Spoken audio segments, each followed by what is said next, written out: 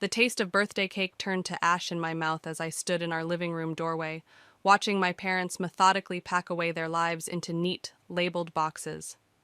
My 21st birthday, and they couldn't even wait until after the celebration to drop their bomb.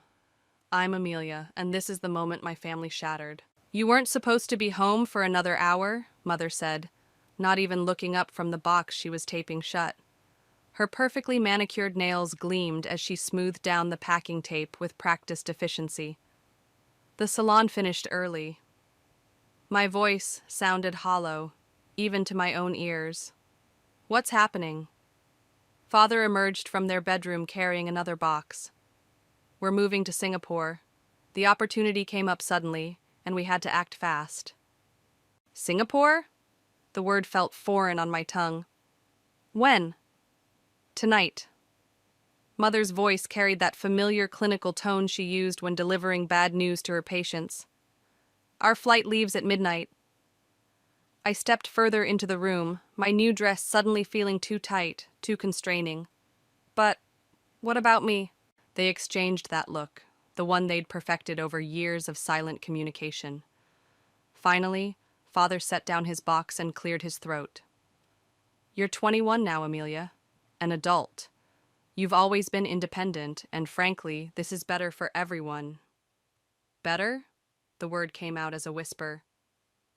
You've been a hindrance to our plans for years, Mother said, still focused on her packing. We've put off this move 3 times already because of your various situations. My hands began to shake. Situations? You mean my hospitalization after the car accident? My college graduation? Among other things. She finally looked up, her eyes cold and distant. The truth is, we've outgrown this life, this town, this... She waved her hand vaguely in my direction. We need more. More than your daughter? My voice cracked. Father stepped forward, reaching for his wallet. We're not completely abandoning you. There's enough in this account to cover 6 months of rent and expenses. By then, you should have figured out your next steps. The credit card he held out seemed to mock me. You've been planning this. How long? Does it matter? Mother interjected. The decision is made. We've already signed the contracts, sold the house. The new owners take possession next week. I felt the room spinning. Where am I supposed to go? You're a smart girl, Father said, dropping the card on a nearby box when I didn't take it. You'll figure it out. You always do. Maybe your grandmother will take you in, Mother added, her tone suggesting she'd already discussed this with Grandma Evelyn. She's always been overly attached to you anyway. The carefully arranged flowers on the coffee table caught my eye, my birthday bouquet, delivered this morning with a card that read, "To our dearest daughter." The lies were everywhere, wrapped in pretty paper and false smiles. I got into medical school, I said quietly. I was going to tell you tonight at dinner. I got the acceptance letter yesterday. For the first time, Mother's movements faltered. Father's expression flickered with something, pride, regret, before smoothing back into careful neutrality. That's wonderful, he said, but his eyes were already drifting back to the boxes. You'll do well, I'm sure. We need to finish packing, Mother added, effectively ending the conversation. The movers will be here in an hour for the boxes we're shipping. I stood there, watching them resume their methodical dismantling of our family home, feeling like a ghost in my own life. The birthday dress I'd spent hours choosing suddenly felt like a costume, a child playing at being grown up while the adults made the real decisions. My phone buzzed in my purse. Probably Ethan, wondering why I wasn't at our meeting spot for the birthday dinner he'd planned. How could I tell him that while I was getting my hair done for our celebration, my parents were plotting their escape? I turned and walked out, leaving behind the credit card, the flowers, and the last remnants of my childhood illusions. They didn't call after me. They didn't even look up. In the driveway, I paused, keys in hand, and realized with startling clarity that this wasn't just an ending, it was a beginning. They thought they were writing me out of their story, but really, they were just giving me the first page of my own. And revenge, I decided, would make one hell of a opening chapter. Grandma Evelyn's hands trembled as she set down her teacup. 3 days since my parents' departure, and the betrayal still hung thick in the air like smoke after a house fire. "They've been planning this for over a year," she said, sliding a stack of papers across her antique coffee table. "I found these when I was helping your mother organize her study last spring." The documents blurred before my eyes. Bank statements, property listings in Singapore, email correspondences dated months back. Each page revealed another carefully constructed step in their escape plan. "Why didn't you tell me?" My voice cracked. "Would you have believed me?" Evelyn's eyes, so like my mother's but warmer, searched my face. "Karen, your mother, she's always been skilled at making others doubt their own perceptions." A memory surfaced. Me at 16, telling mother about catching father in a heated phone conversation with an unknown woman. She'd convinced me I'd misunderstood, that I was being dramatic. The woman turned out to be his Singapore business contact. "They've listed the house for sale months ago," I said, scanning a real estate contract, while I was still living there, while they were helping me plan for medical school. "Your acceptance letter," Evelyn said quietly. "Did you tell them?" "Yes." I laughed bitterly. Right before they walked out, Mother didn't even pause in her packing. The doorbell rang, interrupting our conversation. Evelyn's housekeeper showed Aunt Lily in, her face pinched with concern. "I just got off the phone with Karen," she announced without preamble. "She's furious that you're staying with Mother instead of following their plan." "Their plan?" I echoed. "The apartment they arranged, the one the credit card was supposed to pay for." Lily's eyes narrowed. "They're saying you're being deliberately difficult." "Of course they are." I stood up, pacing the length of Evelyn's living room. Heaven forbid their perfectly orchestrated abandonment doesn't go according to schedule. "Amelia," Evelyn's voice carried a warning note, "don't let bitterness poison you." Too late. The words tasted like metal in my mouth. "Did you know they've been transferring money to offshore accounts? It's all here in black and white. Years of planning, while I worked part-time jobs to avoid asking them for help with college expenses." Lily picked up one of the bank statements. "This can't be legal." "It probably isn't." Evelyn's hands clasped tightly in her lap, "which is why I've already contacted my lawyer." I stopped pacing. "What?" "I'm changing my will," she said firmly. "Everything goes to you. They won't be able to touch it." "Mother, think carefully," Lily cautioned. "Karen won't take this well." Karen stopped being concerned about my wishes the day she decided to abandon her only child. Evelyn's voice carried steel beneath its softness. My phone buzzed. Ethan, again. I'd been avoiding his calls since that night, unsure how to explain that my perfectly curated family life had been a house of cards all along. "You should talk to him," Lily said gently. "He came by the house yesterday looking for you." "I can't." I swallowed hard. "Not yet." "Your parents' choices don't define you," Evelyn said, rising slowly from her chair. "But your response to them will." The doorbell rang again. This time Uncle Derek stood in the doorway, his expression grave. "They're selling everything," he said without greeting. "The house, the vacation property, even Karen's medical practice. Mark's already accepted a partnership position in Singapore." "How long have you known?" I demanded. His silence was answer enough. "Get out." My voice shook with fury. "All of you who knew, who watched them plan this and said nothing, get out." "Amelia?" Lily started, but Evelyn raised her hand. "Let her be," she said quietly. "She needs time." They filed out, leaving only Evelyn and me in the suddenly too quiet room. I picked up another document, a lease agreement for a luxury apartment in Singapore's most exclusive district. "They're going to regret this," I said, my voice steady for the first time in days. "I'm going to make sure of it." Evelyn touched my shoulder gently. "Revenge is a double-edged sword, dear one. Then I'll learn to bleed." I met her eyes in the mirror above her fireplace. They taught me that much, at least, how to smile through pain. The papers in my hands held more than just evidence of their betrayal. They held the seeds of their destruction. And I intended to plant them carefully, water them with tears, and watch them grow into something that would shatter their carefully constructed new life just as thoroughly as they'd shattered mine.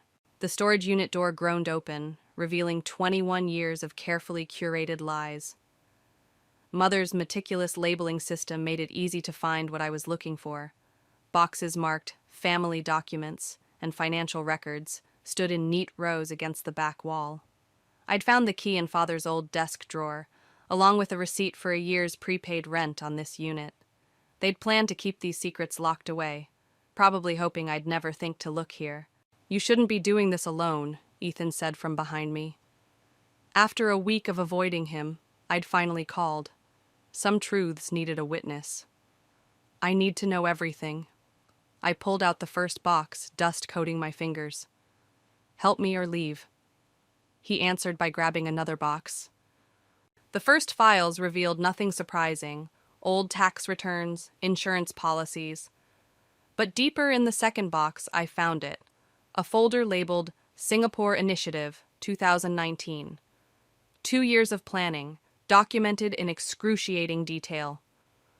"Look at this," I said, holding up a series of emails. "They started transferring money offshore before I even graduated high school." Ethan read over my shoulder, his breath warm against my neck. They were setting up shell companies. And here's the best part. I pulled out a familiar document. "Remember when they convinced me to sign over my college fund to better manage it? They used it as seed money for their Singapore venture." "That's theft," Ethan said quietly. "That's family," I corrected, bitter laughter bubbling up. At least, their version of it. My phone buzzed, another message from Mother. They'd been alternating between threats and guilt trips since discovering Grandma Evelyn's plan to change her will. "They're getting desperate," I murmured, showing Ethan the message. "Listen to this. Your grandmother's mental state is questionable. We're only trying to protect the family legacy." "Protect it for themselves, you mean?" A flash of color caught my eye. A red leather diary wedged between files. Mother's handwriting filled its pages, dating back 3 years. Oh, God. My hands shook as I read. They never planned to tell me in person. There's a letter here they wrote, explaining everything. They were going to mail it after they left. Ethan's arm wrapped around my shoulders. "Amelia." "Wait, there's more." I flipped through the pages. "They've been monitoring my bank accounts, my phone records. They knew about my medical school acceptance 2 weeks ago. They read my emails." "That's why they rushed their departure," Ethan realized. "They knew you'd want their support during medical school." The storage unit's fluorescent lights buzzed overhead as I absorbed this new betrayal. Every headache-inducing flicker matched the pulse of rage building behind my eyes. My phone buzzed again. Uncle Derek this time. "Your parents are filing for conservatorship over your grandmother. They're claiming she's being manipulated." The diary fell from my numb fingers. "They're trying to take control of her assets before she can change her will." "They won't succeed," Ethan said firmly. "We have evidence of their planning, their financial manipulation. Evidence they never thought I'd find." I gestured at the storage unit. "They're getting sloppy, desperate." A new message lit up my phone, from Sophie, my cousin. "Mom and Dad are fighting about you. Dad says what Aunt Karen and Uncle Mark did was wrong, but Mom's taking their side. Things are getting ugly." I looked at the scattered documents around us, proof of years of calculated betrayal. "They're not just destroying our family," I said slowly. "They're forcing everyone to choose sides." "What are you going to do?" I picked up Mother's diary, its pages heavy with secrets. "They taught me well, how to plan, how to wait, how to strike where it hurts most." I met Ethan's concerned gaze. "They just never thought I'd use those lessons against them." "Amelia, revenge won't heal this." "No," I agreed, tucking the diary into my bag. "But it might prevent them from hurting anyone else. They're trying to take everything from Grandma Evelyn now. Who's next?" The storage unit's door slammed shut behind us, the sound echoing like a judge's gavel. In my bag, the diary pressed against my side, a weapon loaded with their own words, their own confessions. They'd taught me another lesson, too. Family secrets make the best ammunition. The engagement ring caught the morning light as I twisted it around my finger. Ethan had proposed last night, after weeks of careful planning. It should have been the happiest moment of my life. Instead, I sat in Grandma Evelyn's lawyer's office, watching my world tilt on its axis once again. "Your parents' legal team has filed an emergency petition," Mr. Chen said, sliding documents across his desk. They're claiming elder abuse and undue influence. Evelyn's hand found mine under the table. They won't succeed. They don't need to succeed, I said, the realization hitting me like ice water. They just need to drag this out long enough to drain your resources. There's more. Mr. Chen's expression tightened. They've submitted evidence suggesting you've been manipulating your grandmother's medication schedule to affect her decision-making capacity. The room spun slightly. That's impossible. I've never... They have pharmacy records, he interrupted gently, showing irregular refill patterns over the past month. Evelyn's grip tightened. That's because I switched pharmacies. They're also claiming financial exploitation. He tapped another document. Large withdrawals from your accounts coinciding with visits to your grandmother. My engagement ring felt suddenly heavy. The withdrawals were for the medical school deposit, and Ethan's ring. They're building a narrative, Mr. Chen explained. One that paints you as an opportunistic granddaughter taking advantage of a vulnerable elderly woman. The irony burned like acid. While they're the ones trying to seize control of her assets. My phone buzzed. Aunt Lily. We need to talk. Derek's found something. They're not just attacking me anymore, I said, standing. They're trying to destroy my future. Medical school, my engagement, my relationship with Grandma. They want to take it all. Amelia. Evelyn's voice carried a warning. Don't let anger cloud your judgment. No, I agreed, picking up the legal documents. Anger makes things crystal clear. Uncle Derek was waiting at his office, looking more haunted than usual. You need to see this. He pulled up security footage from my parents' medical practice. There I was, entering after hours 2 weeks ago, except I'd never been there. Someone used your old keycard, he explained. They accessed patient files, financial records. Your mother's claiming you stole confidential information. They're framing me. The words tasted like ashes. But who? Sophie. Derek wouldn't meet my eyes. Your mother convinced her it was for your own good, to stop you from making a terrible mistake. My cousin, my friend, another betrayal to add to the growing collection. They're good at this, I said quietly, turning family against family. Not everyone. Derek pulled out a USB drive. I made copies of everything before they could alter the timestamps. And there's something else. Emails between your parents and their Singapore partners dating back 5 years. My phone buzzed again. Ethan, this time. Your parents just called me. They're saying they have proof you've been lying about everything. I looked at my reflection in Derek's office window, at the girl my parents had shaped with their careful lessons in manipulation and control. They'd taught me too well. Tell them you believe them, I said. Tell them you're having doubts about me. What? Why would I? Because we need them to think they're winning. I touched the USB drive in my pocket. They're not the only ones who can play this game. Derek cleared his throat. Amelia, revenge won't give you back what they took. I don't want it back. I met his gaze steadily. I want to build something new, something they can't touch. But first, I need to make sure they can never hurt anyone else the way they hurt me. My phone lit up with another message, from Mother this time. We're only trying to protect the family legacy. Stop fighting us and we can work something out. I thought of the evidence in my possession, of Sophie's betrayal, of the careful trap they were laying. They expected me to react with anger, to make mistakes, to prove their narrative right. Instead, I would give them exactly what they wanted, a daughter who appeared to be falling apart under pressure. Let them think they were winning. After all, they'd taught me the most important lesson of all.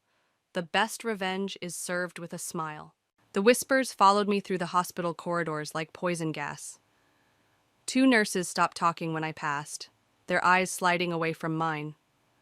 In the cafeteria, a group of residents huddled over their phones, glancing up at me with poorly concealed interest.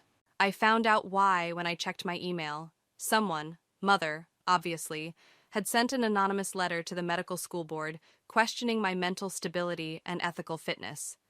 Copies had gone to every major hospital in the region. They're saying you manipulated your grandmother's medical records, Sophie said, appearing beside me like a ghost.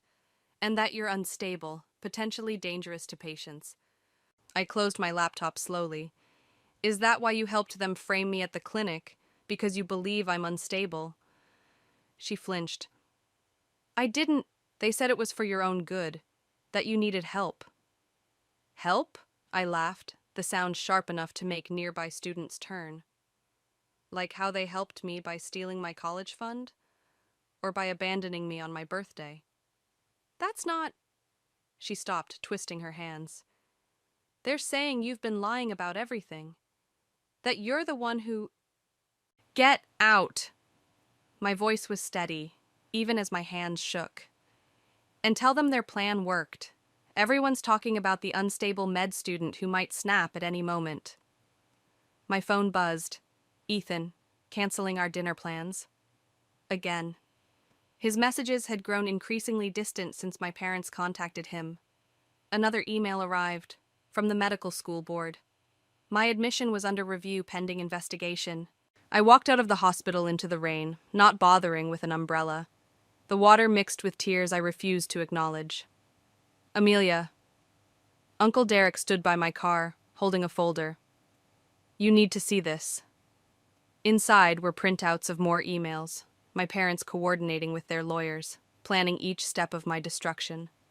They'd anticipated every move, set up every domino perfectly. They're thorough, I said, voice hollow. I'll give them that.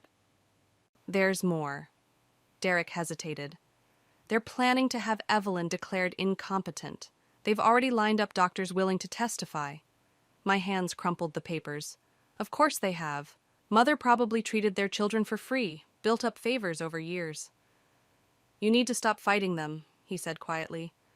They won't stop until they've destroyed everything you care about. I looked at my reflection in the car window, at the girl they'd created, the one they thought they could control or destroy at will. No. Amelia. They want me to break? I turned to face him. Fine, I'll break. I'll have a very public meltdown, give them exactly what they want. Let them think they've won. And then? I pulled out my phone, scrolling through the evidence I'd gathered. Then I'll show everyone exactly who they really are. Every manipulation, every lie, every betrayal, documented in their own words. They'll never forgive you. Good. I got into my car, because I'll never forgive them either. At home, Grandma Evelyn was waiting with Aunt Lily. Their faces told me they'd heard the news. They're saying terrible things about you, Lily said, reaching for me. I stepped back. They're saying true things about themselves. They just don't know it yet. Revenge won't heal this wound, Evelyn warned. I don't want healing. I pulled out Mother's diary, the USB drive, the emails.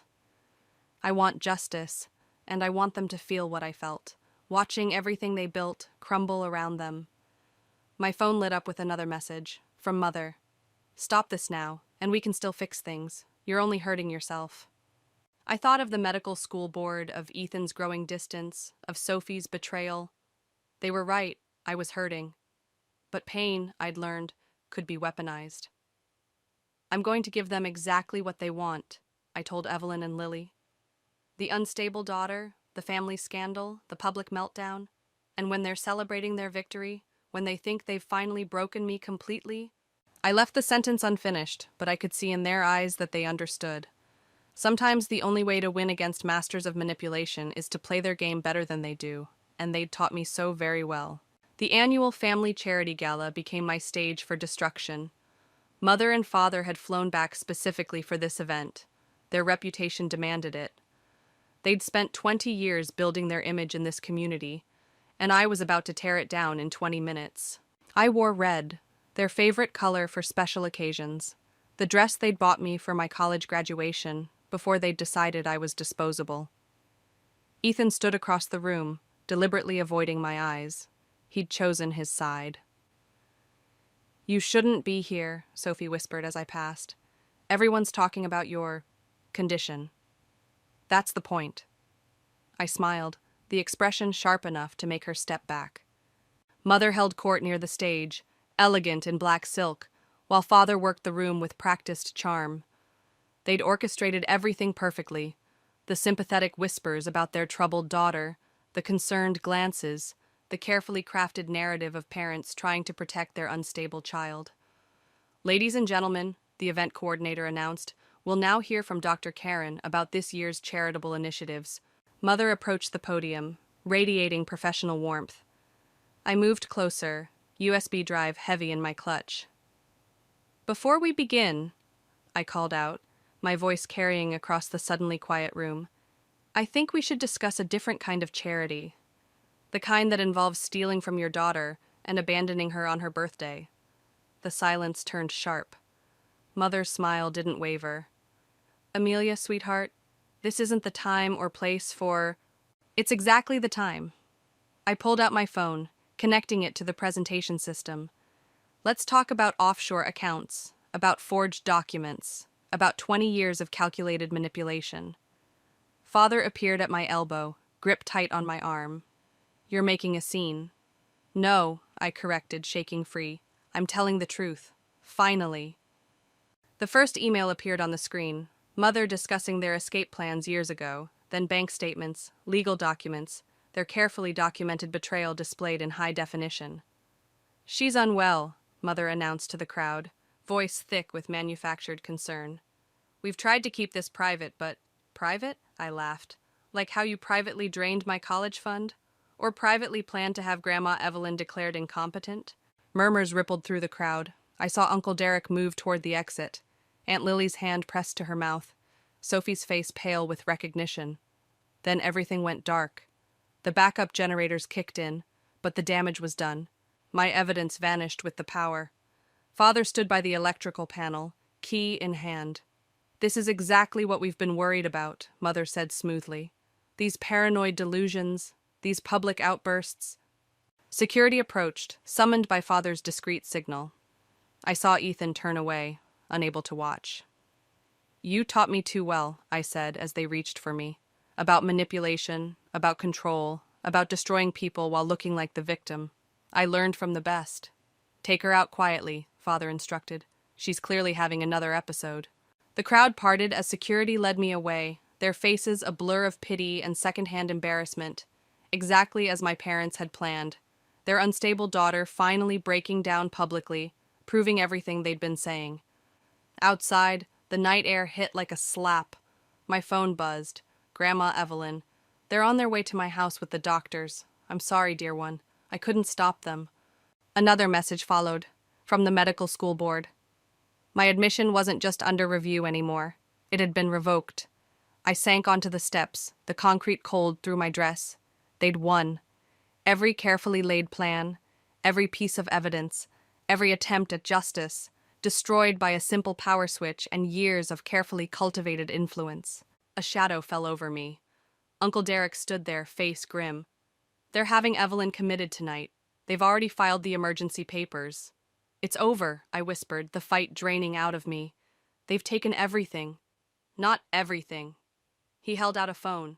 Not mine, but one I recognized from the storage unit. Mother's old device, the one she'd replaced before leaving. What? They taught you about manipulation, he said quietly, but they forgot about backup plans. Your grandmother wasn't the only one recording everything. I took the phone, its weight familiar yet different. Not evidence of their betrayal this time, but proof of their destruction. Sometimes you have to lose everything to see clearly what you need to do next. And I could finally see. The hospital boardroom felt like a courtroom, with Mother and Father seated on one side, their lawyers flanking them like guards. Grandma Evelyn sat beside me, her hand steady on my arm despite the doctors they'd brought to testify about her condition. I placed Mother's old phone on the table. Before we begin this competency hearing, there's something everyone needs to see. More fabricated evidence? Mother's smile was pristine, practiced. Sweetheart, you're only making things worse for yourself. I pressed play. Mother's voice filled the room, not her public voice, but the cold one I remembered from that birthday night. The video showed her and Father in their study, dated 3 years ago, discussing their plans in detail. The Singapore deal is almost final, Father said on screen. We just need to move the assets quietly, the girls' college fund first, then the offshore accounts. And Evelyn? Mother asked. Once we're established overseas, we'll have her declared incompetent. Everything transfers to us as next of kin. The board members shifted uncomfortably. Mother's lawyer started to speak, but I wasn't finished. There's more. I switched to a more recent recording. Mother talking to her doctors, arranging false testimony about Evelyn's mental state. Then emails detailing their plans to destroy my medical school prospects. These recordings are inadmissible, their lawyer protested, obtained without consent. By your own phone, I cut in, looking at Mother. The one you thought you'd wiped clean before replacing it. The one that kept backing up to your cloud account because you never changed the settings. Father's facade cracked first. You had no right... Like you had no right to steal my future? My voice stayed steady. To plan my grandmother's imprisonment while pretending to care about her welfare? Everything we did, Mother began, her professional mask slipping, was for the good of... Your Singapore dreams? Evelyn's voice carried unexpected steel. Your offshore accounts? Tell me, Karen, when did you decide your own daughter was worth less than your ambitions?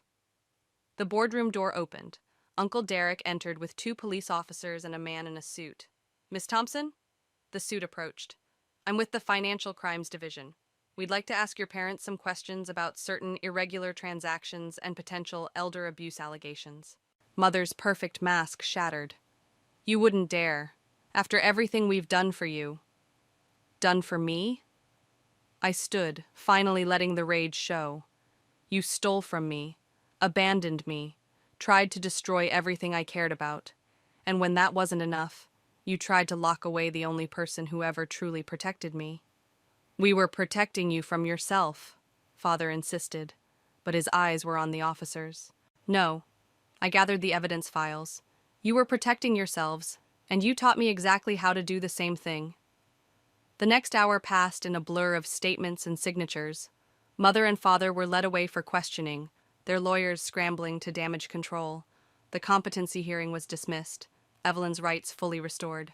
You did it, Sophie whispered from the doorway. She'd slipped in during the chaos. I'm so sorry I didn't believe you sooner. I looked at my parents through the boardroom windows as they were escorted out. They'd taught me everything about power and control, about maintaining perfect facades while destroying lives. They just never expected me to learn those lessons so well. Amelia, Evelyn said softly, it's over. But it wasn't. Not really. Because in destroying them, I'd become what they made me. Someone capable of methodically dismantling others' lives. The victory tasted like ashes. My phone buzzed. Ethan. I saw the news. Can we talk? What will you do now? Derek asked, gathering the evidence files. I watched Mother and Father disappear into separate police cars, their carefully constructed world crumbling around them. They'd wanted to write me out of their story, but instead, I'd become its author. Now, I picked up Mother's phone, the instrument of their destruction. Now I learn how to write my own story, one that doesn't end in revenge. Because they'd taught me one final lesson. Victory and healing aren't always the same thing, and I had to choose which one I wanted more. The courthouse steps felt different under my feet as I left the sentencing hearing. Mother and Father's faces had remained stoic as the judge detailed their financial crimes, but I caught the slight tremor in Mother's hand, the tightness around Father's eyes. Their perfect masks finally cracking. You didn't have to come today, Ethan said, waiting beside his car. Yes, I did. I handed him the envelope I'd been carrying. My medical school acceptance letter. The board reversed their decision after reviewing the evidence.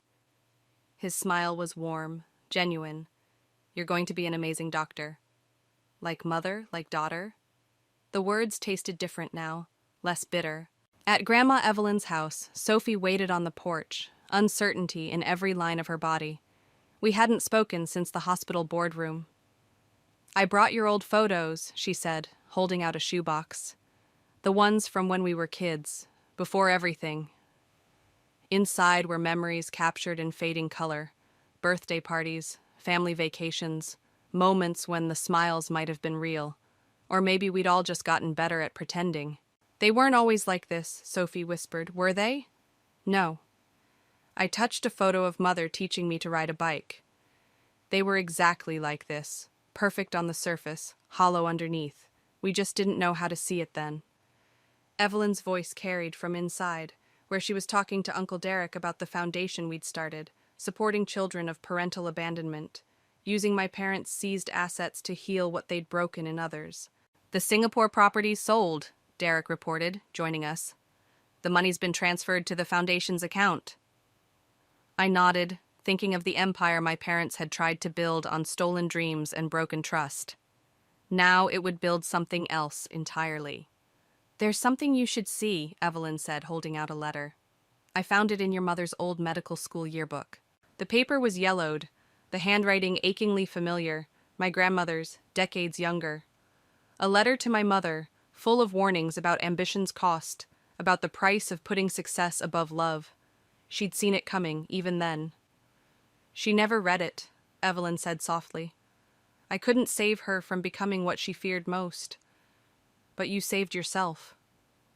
Did I? I looked at the foundation paperwork spread across her table. Or did I just learn to destroy more efficiently? You learned to heal, Ethan corrected, taking my hand. Starting with yourself.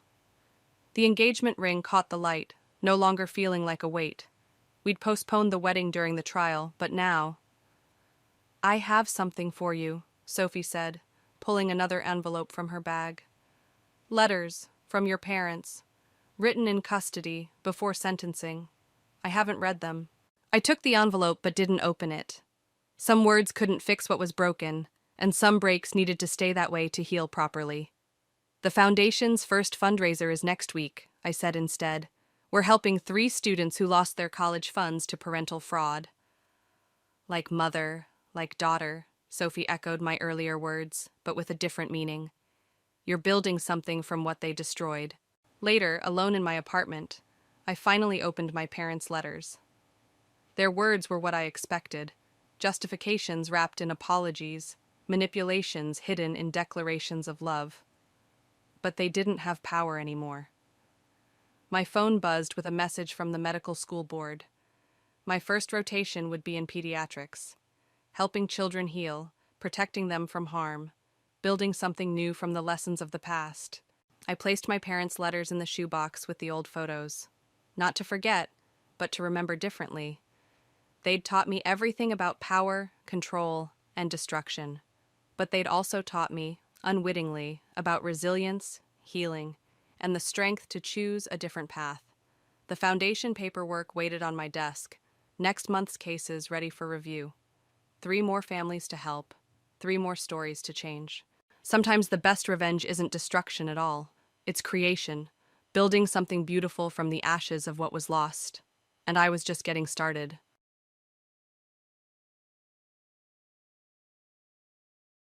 Congratulations on the birth.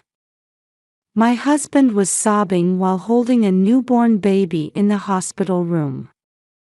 The moment I saw that scene, I made up my mind to kill the baby. Why? Because those words of blessing weren't meant for me. Next to him was a young woman who had just given birth.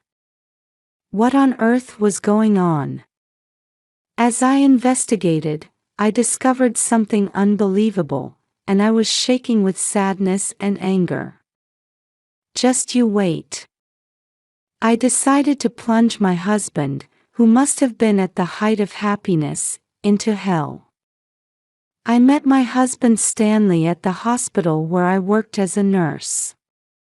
He was working for a large company and had been hospitalized for a stomach ulcer due to overwork.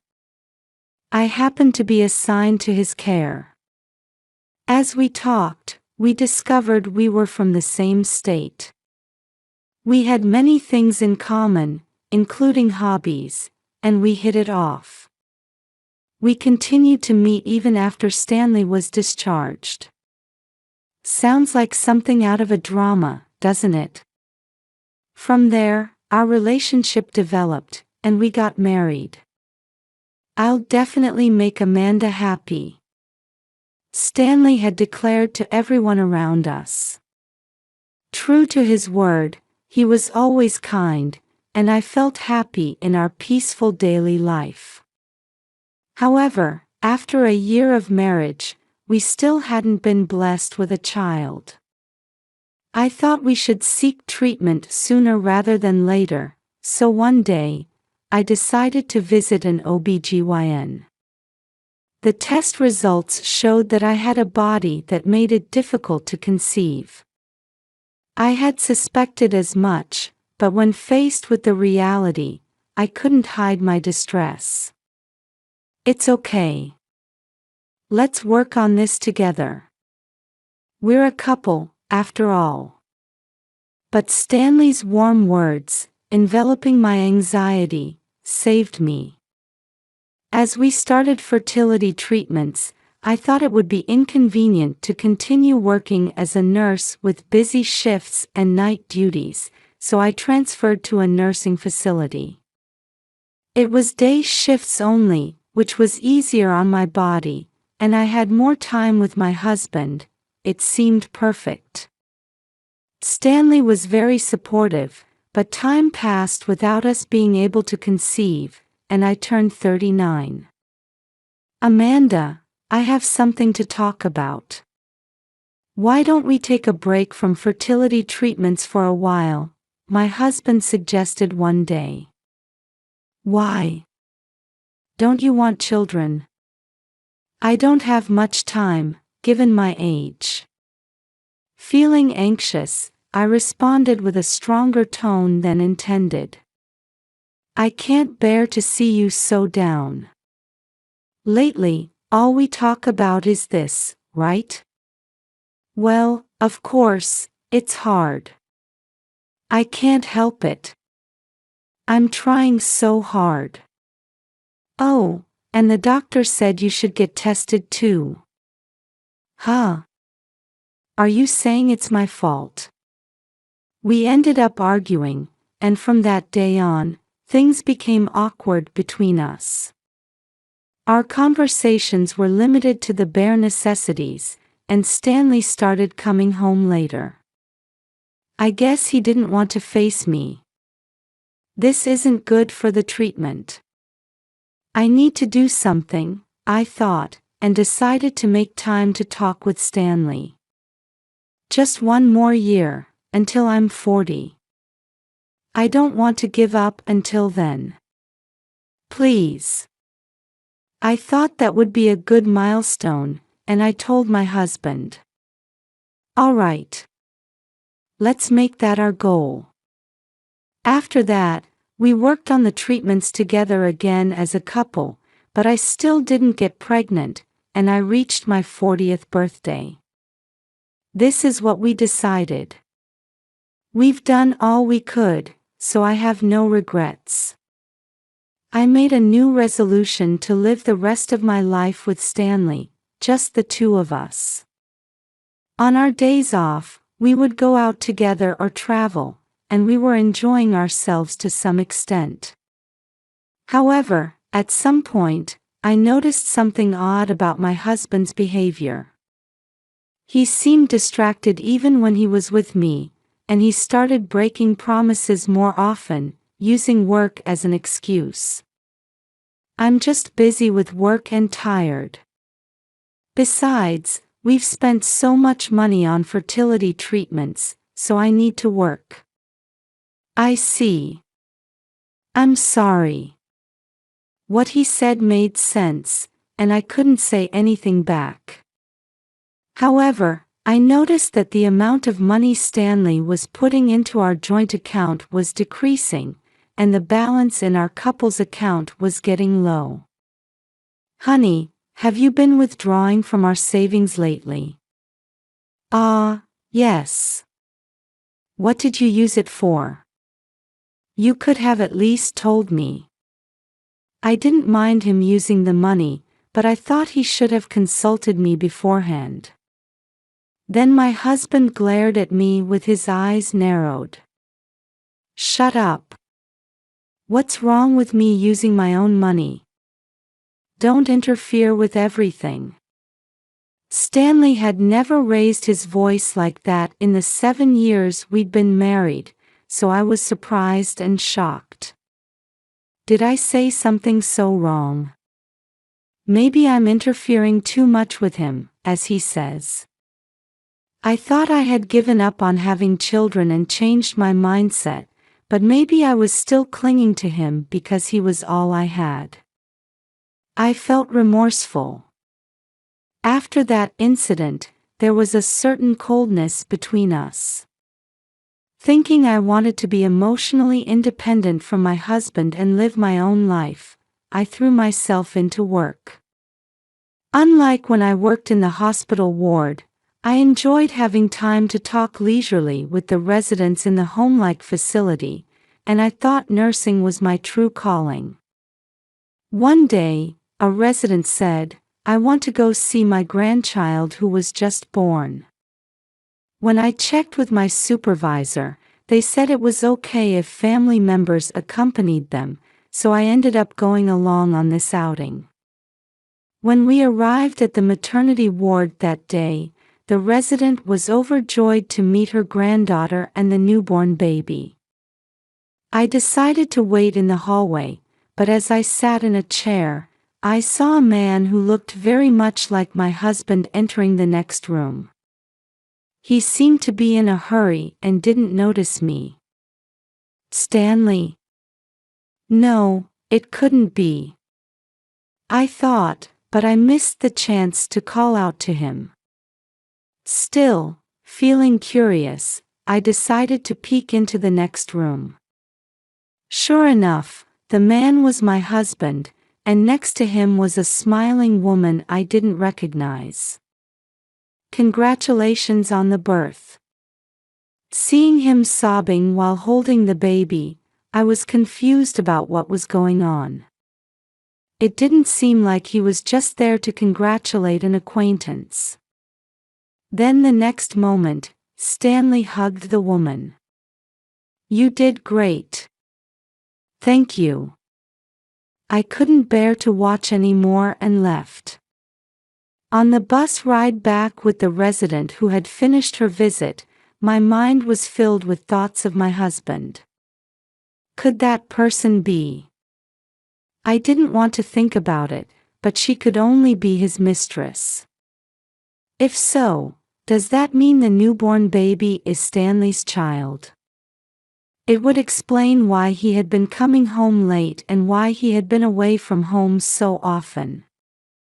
And maybe he had been using our savings for that woman. I considered every possible scenario and matched it with his recent behavior. In fact, the moment I saw them in the hospital room, I had an impulse to kill their baby. The woman could have children, but I couldn't. If only that baby wasn't there.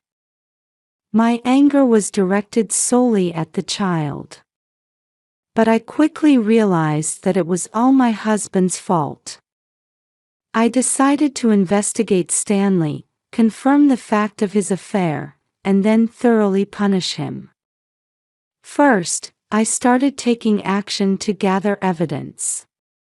A month later, I was waiting for my husband to come home. I had decided that day would be the day of reckoning. Why? Because the next day was my 41st birthday. I thought I would settle everything and make a fresh start. Just as I was thinking this, I heard the sound of the front door key turning. "I'm home." "Why are you making such a scary face?" He looked at me with a puzzled expression as soon as he saw me. Am I? I look the same as always. More importantly, I have something important to talk about. Does it have to be now? I'm tired. Just sit down. It won't take long. I told my grumbling husband in a serious tone, leaving no room for argument. Stanley sat down across from me at the living room table, muttering, "Fine. What's this about? Don't tell me you want to start fertility treatments again." He laughed through his nose and spoke in a slightly mocking tone. I'll cut to the chase because I don't want this to be troublesome. I saw you at the hospital a month ago. Huh? There's nothing wrong with me. As he started to say that, my husband suddenly seemed to remember something and his face froze. I didn't elaborate and waited for his next words. Oh, that was just me going to congratulate an acquaintance on their baby. He was trying to act calm while hiding his panic. Oh? But you were hugging that woman, weren't you? I turned on my smartphone that was on the table and showed it to my husband. It was a video I had secretly taken of the two of them. She's just a huggy person, it was just for fun. My husband started making nonsensical excuses. I deliberately didn't address that and instead showed him some photos. You even accompanied her on the day she was discharged from the hospital. That's more than just an acquaintance, isn't it? They showed Stanley standing close to the woman holding the baby as they left the hospital. There were also pictures of him entering what seemed to be her apartment. That's... My husband started to say something but then fell silent. On that day, I had heard the resident's granddaughter saying, "It seems the person in the next room gave birth on the same day." So I thought their discharge day would probably be the same, and I had planned to stake out the entrance of the maternity ward on my day off from work. On the day, I had the idea to follow Stanley, so I tailed him from the morning. When he got on a bus heading in a different direction from his workplace and went straight to the hospital, I knew my guess was right. As I waited outside the hospital, my husband came out with the woman and the baby, and I captured it in photos. So you betrayed me and had an affair with this woman, right? Stanley wouldn't meet my eyes and didn't answer. I have proper evidence. I think it would be better if you confessed with your own mouth. I provoked Stanley, but he just glared at me and kept his mouth shut. So I spread out several printouts of messages exchanged between my husband and his mistress on the table. They were from Stanley's smartphone, and his mistress appeared to be a 30-year-old woman named Sarah who worked at a strip club. Stanley hadn't deleted the message history, and all their exchanges were still there. There were messages like, "I love you more than anyone," and "Let's go shopping for baby clothes together next time," just like a lovey-dovey couple. Moreover, among the photos they had sent to each other, there were pictures of them hugging and kissing. Looking at someone else's phone without permission, you're the worst. I didn't think you were that kind of person. I don't want to hear that from you. I'm returning those words right back at you. That's my line. You should be grateful that I'm even staying with a defective product like you who can't have children. My husband became defiant and threw horrible words at me that cut deep into my heart. I couldn't help but frown. Men are creatures who instinctively want to leave behind offspring. That's natural. Stanley took the opportunity to attack me. For a moment, I felt like giving up, but I clenched my fists and rallied myself. That doesn't make it okay to have an affair. I retorted, but my husband turned away, showing no signs of remorse. I wanted a child of my own blood too. But that's not possible with you, is it? Maybe so. Well, Sarah is younger, so that's nice, isn't it? That's right. I fell in love at first sight when I went to the club where she works. I was so happy when I managed to win her over and start dating her. He had a dreamy expression on his face, as if remembering those times. After dating for a few months, she told me she was pregnant. Young women can get pregnant so easily. Unlike you, old hag. Stanley was saying whatever he wanted, and I almost wanted to cover my ears. After being told all that, I had no obligation to remain his wife. I see. I'm sorry for being a wife who couldn't meet your expectations. Well, it's fine. It's too late for apologies now. He was leaning back in his chair, looking quite arrogant. Then you're okay with a divorce, right? Saying that, I handed my husband the divorce papers, which I had already filled out on my side. You're well prepared. It saves me the trouble of discussing it. Stanley started signing with a grin and without any hesitation. Here, is this good enough? I took it from my husband and carefully put it in an envelope. While watching me do this, Stanley muttered to himself, 7 years, it went by in a flash. This isn't the end. The real show starts now. Next, I placed another document in front of my husband. What's this? Stanley said as he picked up the paper and looked at it intently. That's the DNA test result for your and Sarah's child. He looked at me in surprise but quickly returned his gaze to the paper. That can't be. It says here that no parental relationship is recognized. My husband raised his voice and desperately appealed to me. That's what it says. But it's real. What's written there is the truth. What do you mean by that? Irritated, he slammed his hand on the table. I mean exactly what it says. I deliberately echoed his words back to him. Then Stanley made an angry face and shouted, "Cut it out." I let out a big sigh. There's another father for that child. You're not related by blood to that baby. Even after I said this, my husband still didn't seem to understand what it meant. I met and talked with her directly. I reluctantly decided to explain to Stanley. After Sarah was discharged, I visited her apartment while my husband was at work.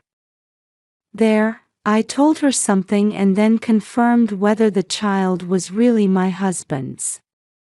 At first, Sarah denied it, but she finally confessed that the child's father was another man. And she agreed to do a DNA test. Before that, when I was trying to investigate her and was observing the apartment, I saw a different young man entering her home on days when Stanley didn't come. At that time, I thought maybe. Damn it. Sarah, that woman betrayed me. Stanley was making a face like he had swallowed a bitter bug while listing his grudges against his mistress. Then, as if he had realized something, he looked at me. Come to think of it, what was that thing you said you told her earlier? Ah, that. I hesitated for a moment but looked straight into his eyes to tell him the truth I had been keeping silent about. You're infertile. What? That can't be. Actually, before we stopped fertility treatments, we had gone to the hospital together as a couple and had tests done. Stanley probably thought I would give up easily if I faced reality. When I said, "You should get tested too, just in case," he readily agreed at that time. Though he did add the parting shot, of course, there's nothing wrong with me. I went alone on a different day to hear the test results, and what I found out was that I still had a body that made it difficult to get pregnant, and my husband was also infertile. Of course, I intended to tell my husband about this, but he was not only coming home late but also often away from home, saying he was on business trips. We kept missing each other, and I thought this wasn't something to talk about over the phone or email, so I ended up not being able to tell him. No way, there's no way that could happen to me. My husband's face turned pale, but he still wouldn't admit it. Yes, it's true. You'll understand if you look at this. I handed him the paper with the test results. Then, after staring at it intently, Stanley crumpled up the paper and threw it on the floor. He seemed to be in considerable shock, faced with a reality he had never imagined. Sarah said she's going to legally marry the other man and raise the child with him. I told Stanley this, but he just held his head in his hands and kept his face down on the table, not moving an inch. I guess he was beyond caring about that now. I have a message from Sarah. My husband raised his face vigorously, and I played an audio on my smartphone. I'm not interested in old guys like you. I prefer younger men. A woman's voice uttered lines similar to what he had just said to me. Then, even more cruel words flowed out. I only thought of you as a walking ATM. It seems Sarah had gotten pregnant with her boyfriend's child when she had no money and was wondering what to do. She thought she couldn't give up the child of the man she loved, so she planned to pretend it was the child of a strip club customer she was involved with at the time, Stanley. She figured she wouldn't have to worry about money that way. Her partner also agreed to this plan, so in the end, my husband had been thoroughly deceived by both of them. The audio ended with the dismissive words, "Thank you for spending so much money on me. From now on, I'll do my best with my husband. Don't mess with me." He pounded the table repeatedly, venting his anger that had nowhere else to go. After that, my husband suddenly became like an empty shell. At that point, I decided to deliver the final blow to him. I'll make sure you pay compensation for the affair and return the couple's savings you used without permission. As I stood up from my chair and was about to go to the room to pack my things, Stanley grabbed my arm. "Wait! Don't go. Let go of me. I have nothing more to discuss with you. I don't want to be alone. I want to start over. Let's be good to each other like before." My husband clung to me, crying that he didn't want a divorce, but I shook off his hand with all my might. Then, I waved the envelope containing the divorce papers in front of his eyes. "It's impossible. All that's left is to submit this." "No. Give that back to me. Please." "Absolutely not. It's pathetic to be fooled by a woman while drooling over her. You brought this on yourself." When I cut him off so decisively, my husband muttered, "No," and started crying out loud. The sight was so pitiful that it would instantly cool even 100 years of love. I sighed and left the place. After that, our divorce was finalized without any problems. Stanley kept whining until the end, but when I told him that I had already consulted with a lawyer and that it would cost him even more money if it went to court, he finally seemed to give up. I demanded a lump sum payment from him, $30,000 in compensation for the affair and $5,000 for the couple's savings he had used up. Stanley complained, "I can't pay that much. It's impossible." I told him to pay from his savings. However, his balance was zero. It seems he had been lavishing quite a lot on his mistress. He apparently cried to his parents, but I had already reported everything to his parents beforehand, so he was beaten and rejected for being such a terrible son. In the end, he took out a loan to pay me. I also demanded $10,000 in compensation from his mistress, which her father agreed to pay on her behalf. She said she would repay her father properly once she could work after putting her child in daycare. As for me, I'm still working as a nurse in a care facility. There's so much to learn from the facility users who are my seniors in life, and every day is fulfilling. Recently, I've set a goal to become a midwife. I'm studying for that now.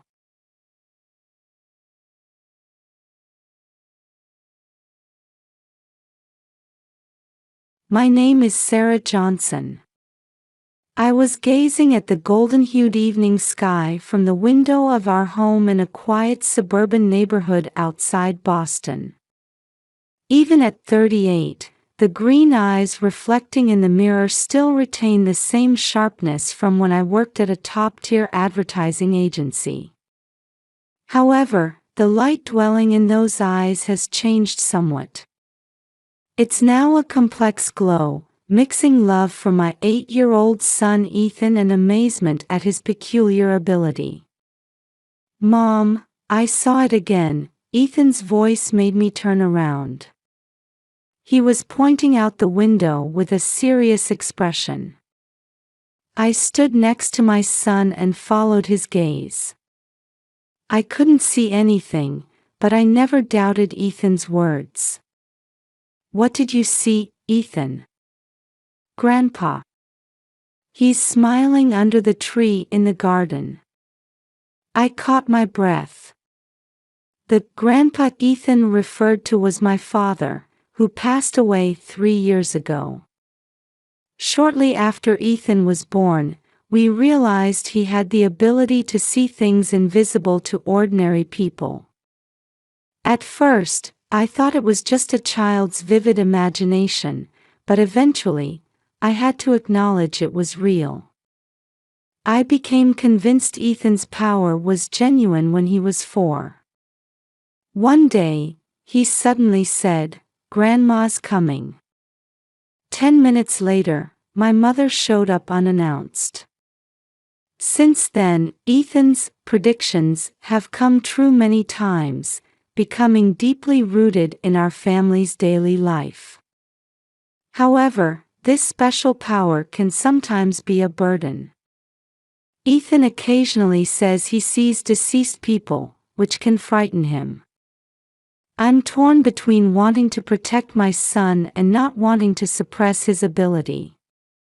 "It's all right, Ethan. Grandpa must be watching over us."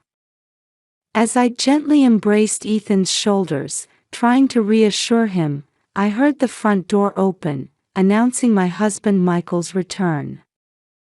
Michael. Just thinking his name brings a small pain to my chest. At 40, my husband is still an attractive and successful man. But lately, I've been feeling a subtle rift between us. "I'm home," Michael's voice echoed, but it lacked the warmth it once had. He had been using work as an excuse to avoid spending time with the family. He's been coming home late more often and going out frequently on weekends. "Welcome home, Michael," I replied, feigning calm, but anxiety was swirling inside me. Our relationship, once filled with love, has now become distant. When I try to talk about Ethan's ability, Michael becomes irritable and tries to change the subject. "Dad, welcome home." Ethan ran happily towards his father, but Michael's response was cold. He just lightly patted his son's head and immediately headed for his study. Watching his retreating back, I let out a deep sigh.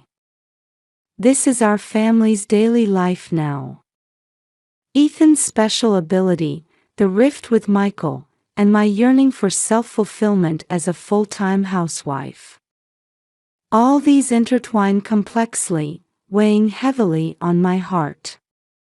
However, I didn't yet know that an event that would greatly shake this peaceful daily life was about to occur. That day, I had been restless since morning. It was the day Michael was returning from a week-long business trip. Although our relationship had grown cold recently, I found myself looking forward to my husband's return. "Ethan, Dad's coming home. Let's go greet him together." Seeing my son's face brighten, I felt a bit guilty. Ethan respects and adores his father. But lately, Michael had been cold towards his son too. As we stepped out of the front door, Michael's car was just pulling into the garage. Ethan let out a small cheer and was about to dash off, but I gently held his shoulder. For some reason, anxiety was spreading in my chest. Michael got out of the car and walked towards us with a tired expression. His eyes lacked the warmth they once had. "Welcome home, Michael. I'm back." We exchanged curt greetings, and Michael moved to open the trunk. At that moment, Ethan suddenly cried out, "Dad, there's a lady in the trunk." I gasped. Michael's face turned pale at Ethan's words.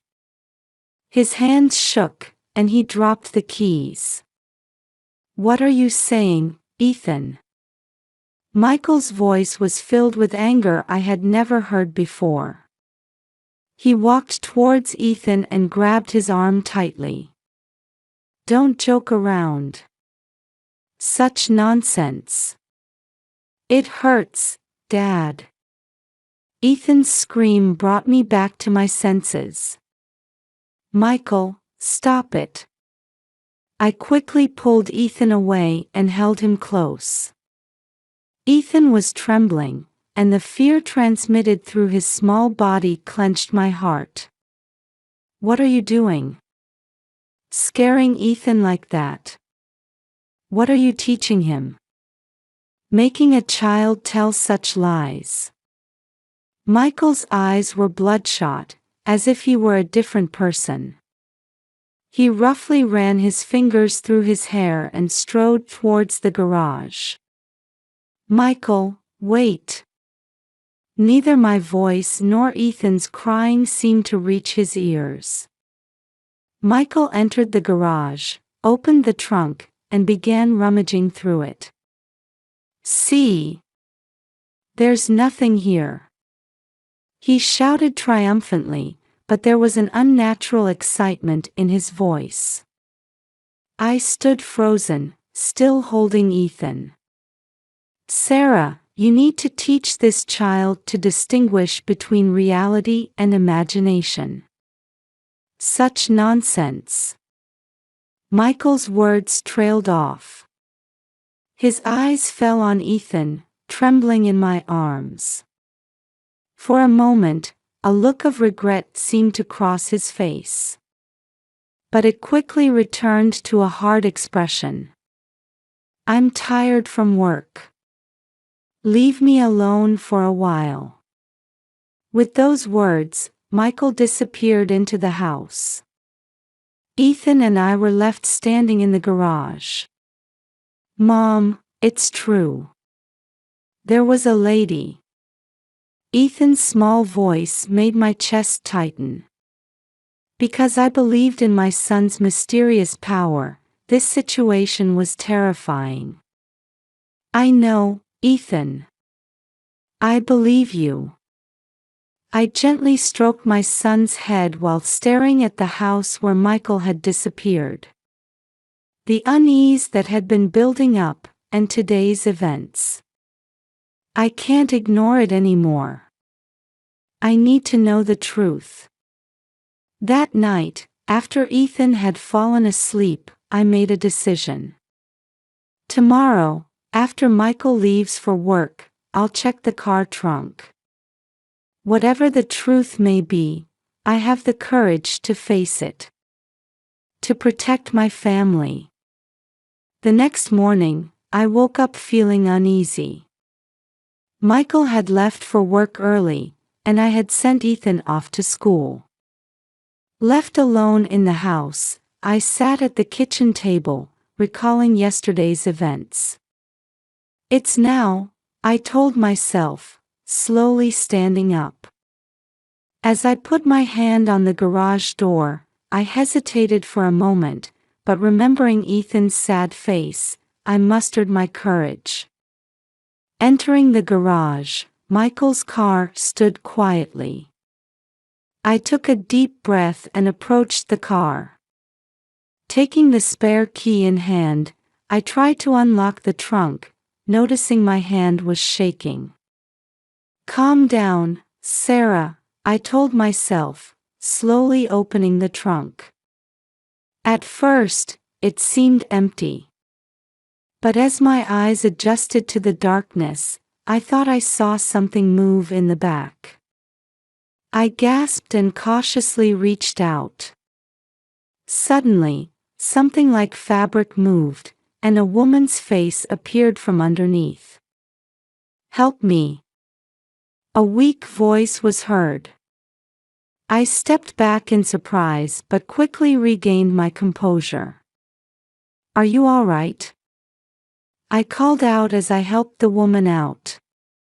She was a young woman in her late 20s, with long blonde hair in disarray and a pale face. I supported her as I led her into the house and sat her on the living room sofa.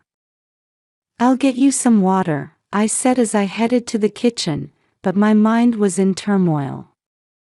I couldn't tell if this was reality or if I was dreaming. When I returned with water, the woman seemed a bit calmer. "Thank you," she said, drinking the water in one gulp. "My name is Jessica," she began slowly. "I met your husband, Michael, 3 months ago." I gasped. "An affair." It was one of the answers I had expected, but being confronted with the reality of it hurt my chest. However, Jessica's next words were far beyond my expectations. At first, it was a normal relationship. But then I realized, he was involved in illegal transactions. Illegal transactions. I couldn't believe my ears. Jessica nodded. His company appears to be conducting legitimate business on the surface, but behind the scenes, they're dealing in illegal drugs. I found out about it and... Her voice trembled. "He started threatening me. And yesterday, when he found out I was going to report to the police, I was at a loss for words." The fact that Michael was having an affair was shocking, but even more so was the fact that he was involved in illegal activities. But why in the trunk? I managed to squeeze out. "He was trying to silence me. But maybe he was afraid to kill me, so it seems he was planning to take me somewhere far away and abandon me." In my mind, Michael's abnormal reaction yesterday came back to me. Now I understood why he had been so upset and exploded in anger at Ethan's words. We need to report this to the police, I said, taking out my smartphone. But at that moment, I heard the front door open. Sarah, it's me. I forgot some documents and came back to get them. It was Michael's voice. Jessica and I looked at each other, frozen. Footsteps approached. I quickly hid Jessica in the closet and took a deep breath, trying to appear calm. Sarah, where are you? Michael's voice came from the hallway. I'm here, in the living room, I answered, suppressing my trembling voice. The moment Michael entered the living room, I noticed his eyes quickly scanning the room. As if searching for something, or someone. What's wrong? I asked, trying to sound as natural as possible. No, he answered nervously. I'm looking for some documents. Haven't you seen them? I'm sorry, I didn't notice. Michael walked around the room, starting to search here and there. His movements didn't seem like just looking for documents. Sweat beaded on his forehead, and he occasionally glanced at me. Suddenly, there was a small sound from the closet. I saw Michael's body tense for a moment. Didn't you hear something? His voice was tinged with tension. Isn't it just your imagination? I feigned calmness, but my heart was pounding fiercely. Michael slowly began to approach the closet. I held my breath, desperately thinking about what to do. If he found Jessica like this. That's when it happened. The doorbell rang. At the sound of the doorbell, Michael and I froze simultaneously. After a moment of silence, Michael turned to me and said in a low voice, "No one should be coming." His eyes clearly showed suspicion. I took a deep breath and, trying to appear as calm as possible, said, "I'll get it," and headed for the front door. When I opened it, Ethan was standing there. His homeroom teacher was standing next to him, looking concerned. "Ethan, what's wrong?" I asked, my voice a mix of surprise and relief. The teacher explained, Ethan suddenly felt unwell. He said he wanted to go home, so I brought him. At that moment, Ethan whispered in my ear, "Mom, Grandpa said we needed to come home." I caught my breath. Ethan's mysterious power had sensed something again. "Thank you very much." "I'm sorry for the trouble," I said to the teacher, and led Ethan into the house. When we returned to the living room, Michael was standing there, looking uneasy. His eyes fixed on Ethan, his expression a mix of complex emotions. "What's wrong, Ethan?" Michael's voice held more irritation than concern. That's when it happened. The closet door slowly opened, and Jessica appeared. With trembling hands, she pointed at us and said in a shaky voice, "I can't hide anymore." The air in the room froze in an instant. The color drained from Michael's face, and he tried to say something but couldn't form words.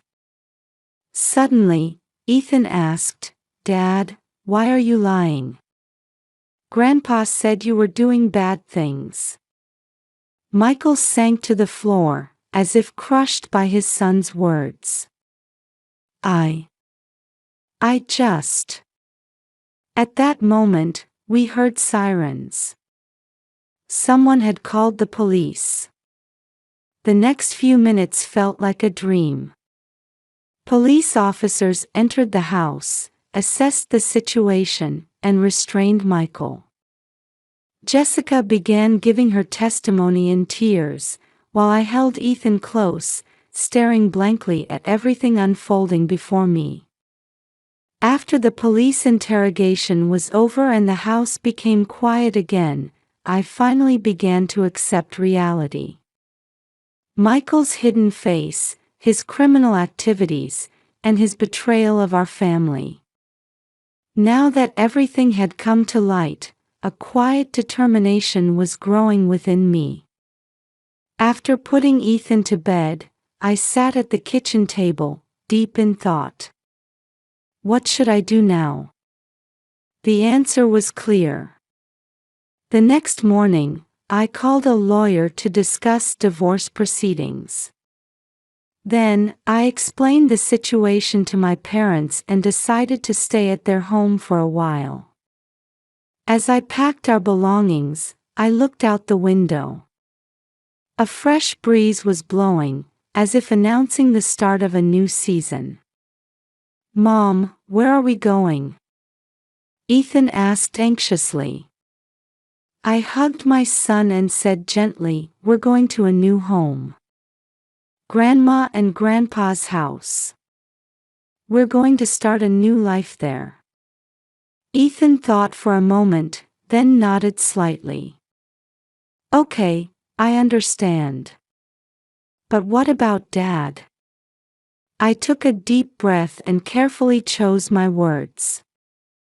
"Dad, we won't be able to see him for a while. But Mom will be by your side, Ethan. Let's do our best together." Holding my son's small hand tightly, I renewed my determination. The road ahead won't be easy. But with Ethan's special ability in the bond between us, mother and son, we should be able to overcome any difficulty. Before leaving the house, I looked back one last time, and memories of our once happy days flashed through my mind like a kaleidoscope. But those are now in the past. It's time to find a new life, new happiness. "Well then, shall we go?" I said, and we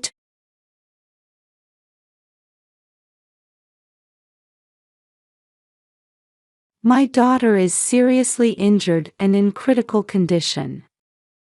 I suddenly received a call from my son.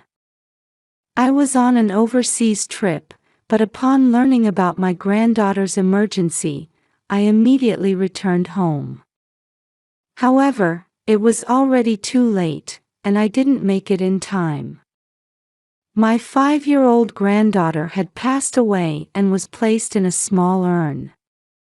A year later, when I went to visit the grave, I saw a little girl praying there. To my surprise, it was my granddaughter who was supposed to have died. She saw me and happily ran towards me. While doubting my eyes, I hugged her tightly. Then, I heard the terrifying truth I had been unaware of all this time, and the flames of revenge were ignited within me. I'm Lily, 63 years old. My husband has already passed away, and I live alone. My 40-year-old son and his wife have a 4-year-old girl and a 3-year-old boy, and they lived about a 3-hour drive from my house. My son Tyler and his wife Isabella would visit my house with their children a few times a year. These were precious and joyful times for me, but there was something that concerned me a little. It was about my granddaughter, Sophia. Somehow, I couldn't shake the feeling that she was being treated differently from her brother, Jacob. I first noticed this one day when my son and his wife were staying overnight. Tyler and Isabella took only Jacob shopping, saying they were going to buy him toys. After they left, Sophia looked at me with her adorable eyes and said, "Grandma, I'm hungry." "Oh, I'm sorry I didn't notice. I'll make something for you right away." I grabbed a frying pan and made her some pancakes, which she had previously said were delicious. When I put them on a plate and added butter and syrup, Sophia beamed with a big smile. Wow! It smells so good. Be careful not to burn yourself, sweetie. Okay. Thank you, Grandma. As I cut the pancakes into bite-sized pieces for her, Sophia's eyes sparkled as she stuffed her mouth full. Watching her, I felt a sense of healing. Sophia said, "It's so fluffy and delicious," while gulping down her milk. Just then, I heard the front door open and heavy footsteps echoing. Sophia. Why are you the only one eating? Give that to Jacob. I'm about to make some for him too, don't say things like that. As I was about to go to the kitchen, Tyler abruptly took the pancakes away from Sophia and fed them to Jacob. Seeing this, Sophia's face fell, and she hung her head dejectedly. Feeling sorry for Sophia, I once again said, "I'll make new ones for Jacob," but Tyler refused, saying, "There's no need for that. There's no need to take food away from her when she's still eating. Sophia doesn't eat much. Right? You're full, aren't you?" Sophia had just started eating the pancakes, so there was no way she could be full. I told Tyler this, but he didn't seem to be listening to me at all. "Mother-in-law, please don't worry about it. We're having trouble with Sophia always wanting food even though she hardly eats anything. It's just a waste to give her food." At that moment, I felt something odd about the cold look Isabella gave Sophia, despite her being her own daughter. Seeing Sophia's sad face, I thought she might be unable to speak up, so I argued with them that can't be true, but they wouldn't listen to me. Just then, I felt a tug on the hem of my apron. When I looked down, Sophia was signaling to me with her small hand, looking at me with an expression that seemed to want to say something. "I'm going to get some drinks. Sophia, would you like to help me?" She nodded, and when we went to the kitchen together, Sophia whispered, "It's okay, it always happens. I'm the big sister, so I give it to Jacob." With an unsettled feeling, I was arranging drinks on the table while Sophia was eagerly helping me. "Sophia, stop lying about being hungry when you're not. Now that you have a little brother, you need to act more like a big sister." As Sophia apologized with a dejected, "I'm sorry," after being scolded by her parents, my heart ached. And when I looked closely, I saw Sophia quietly rubbing her stomach. She must have still been hungry. Thinking that Sophia wouldn't tell me the truth if I asked her about the situation right there, I gently took her hand when we were alone. "If there's anything, you can tell me. I won't tell your mom and dad. I feel lonely because they only dote on Jacob." Sophia let slip her true feelings. I squeezed her hand tightly and said softly, "You can rely on me." Sophia smiled happily and hugged me. "Such a small child is hurting like this. I have to do something about it." As I observed, I noticed that my son and his wife hardly spoke to Sophia, and she was playing by herself. In contrast, they doted excessively on Jacob. Thinking this couldn't continue, I sat down with them after the children had gone to sleep and had a serious talk. However, they remained adamant, saying, "That's just Sophia's imagination. We're raising them without favoritism. In the first place, it's only natural that things changed dramatically for her when her brother was born, after being treated like a princess until then. That's right. Sophia is the older sister, so she needs to be a little more patient. While there was some logic to what they were saying, the fact remained that a small child was being hurt.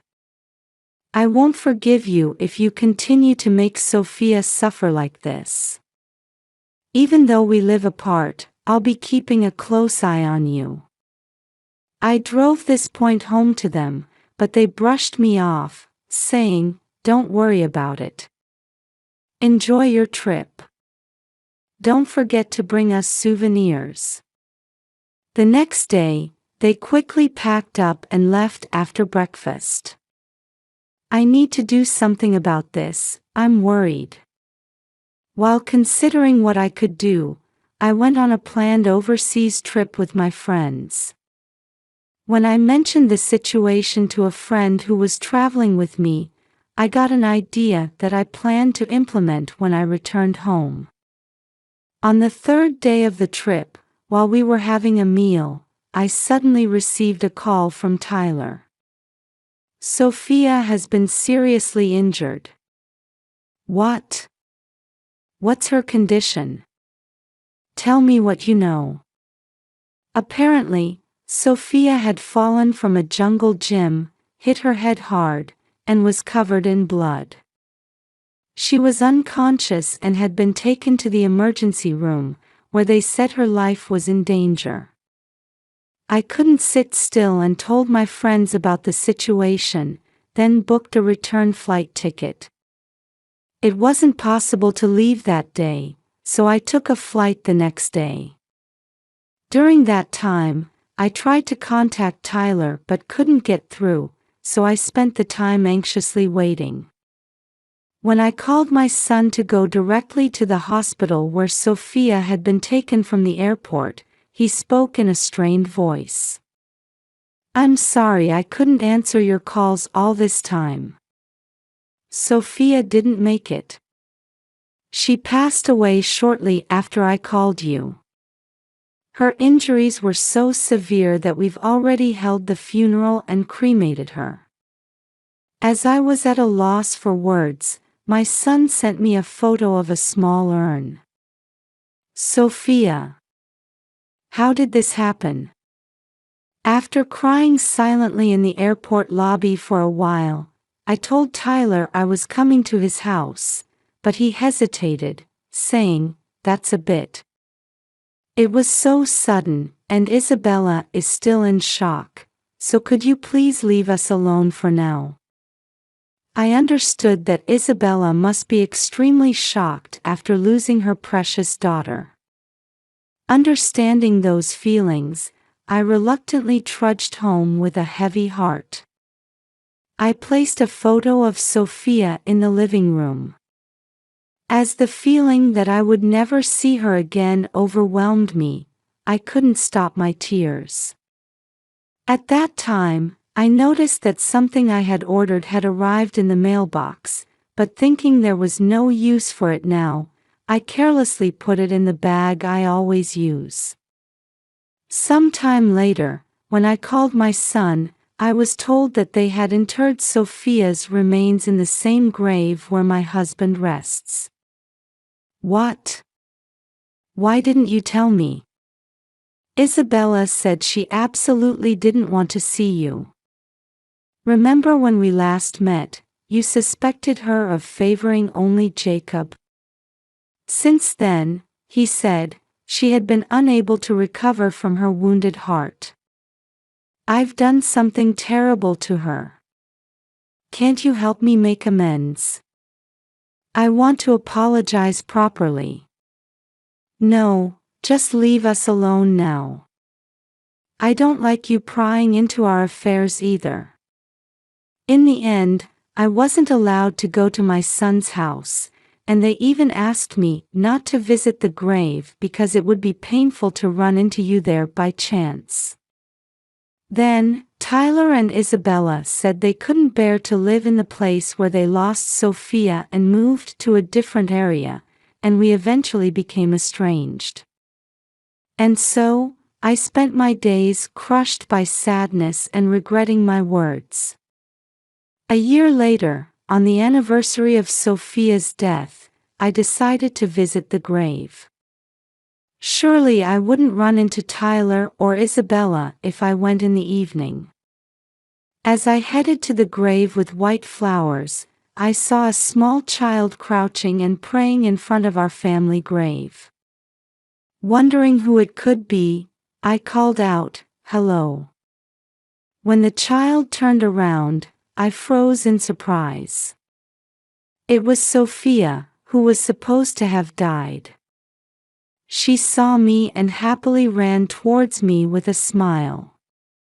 While doubting my eyes, I instinctively hugged her tightly, feeling her warm skin as my mind went into confusion. "Grandma, were you alive?" "Yes, of course." As I listened to Sophia say these strange things, a terrible truth came to light. When I checked the gravestone, Sophia's name wasn't engraved on it. What a cruel thing to do. I'll never forgive them. They'd better be prepared. Anger and a desire for revenge began to boil inside me. I remembered something I had been carrying around and set up a certain device, then parted ways with Sophia there. I will protect Sophia's smile no matter what. 30 minutes later, I visited my son's house, where he said they had moved. I was certain they were inside, but even though I rang the doorbell, there was no answer.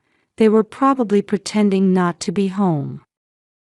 Unable to wait even a second longer, I flung open the front door with all my might. Tyler and Isabella inside jumped in surprise when they saw me. "Don't pretend you're not here.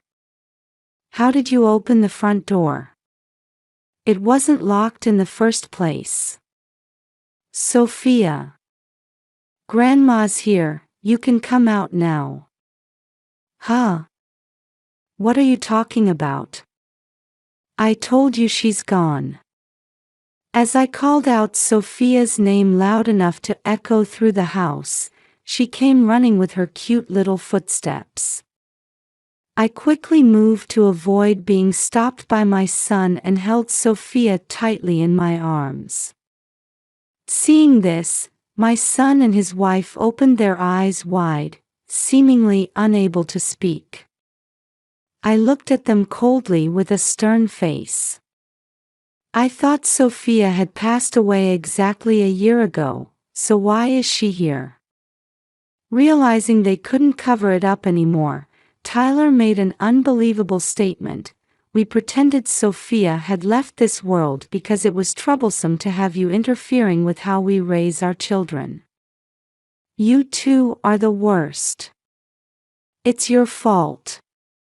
We were raising Sophia with love, but you accused us of only doting on Jacob." That's right.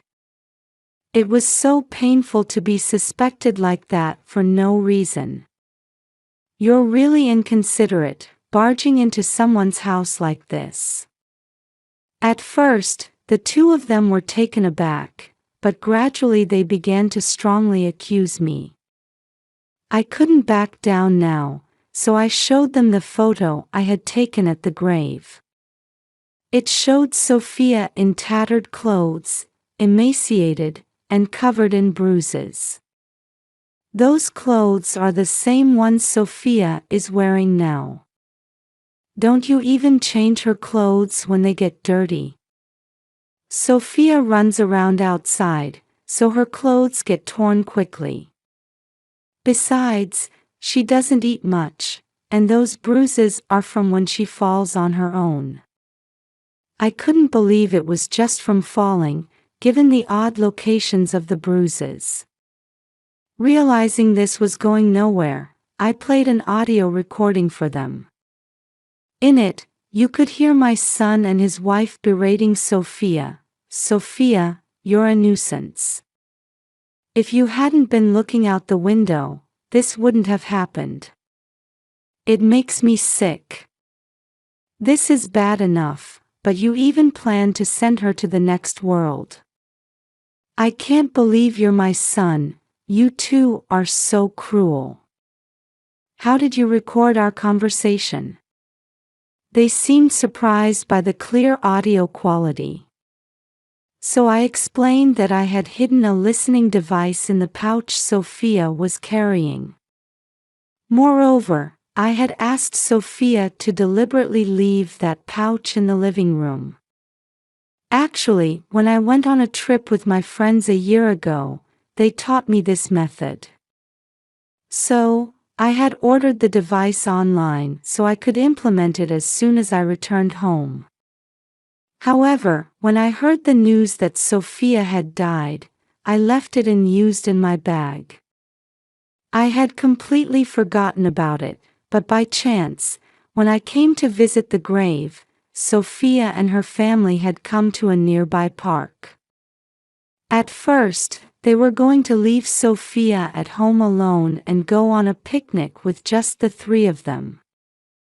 But when they got into the car, a neighbor happened to pass by and said, "It's nice to go out as a family. But is she staying home alone?" pointing at Sophia, who was peeking out the window. So they had no choice but to bring Sophia along. However, as usual, only Jacob received attention, while Sophia was left alone.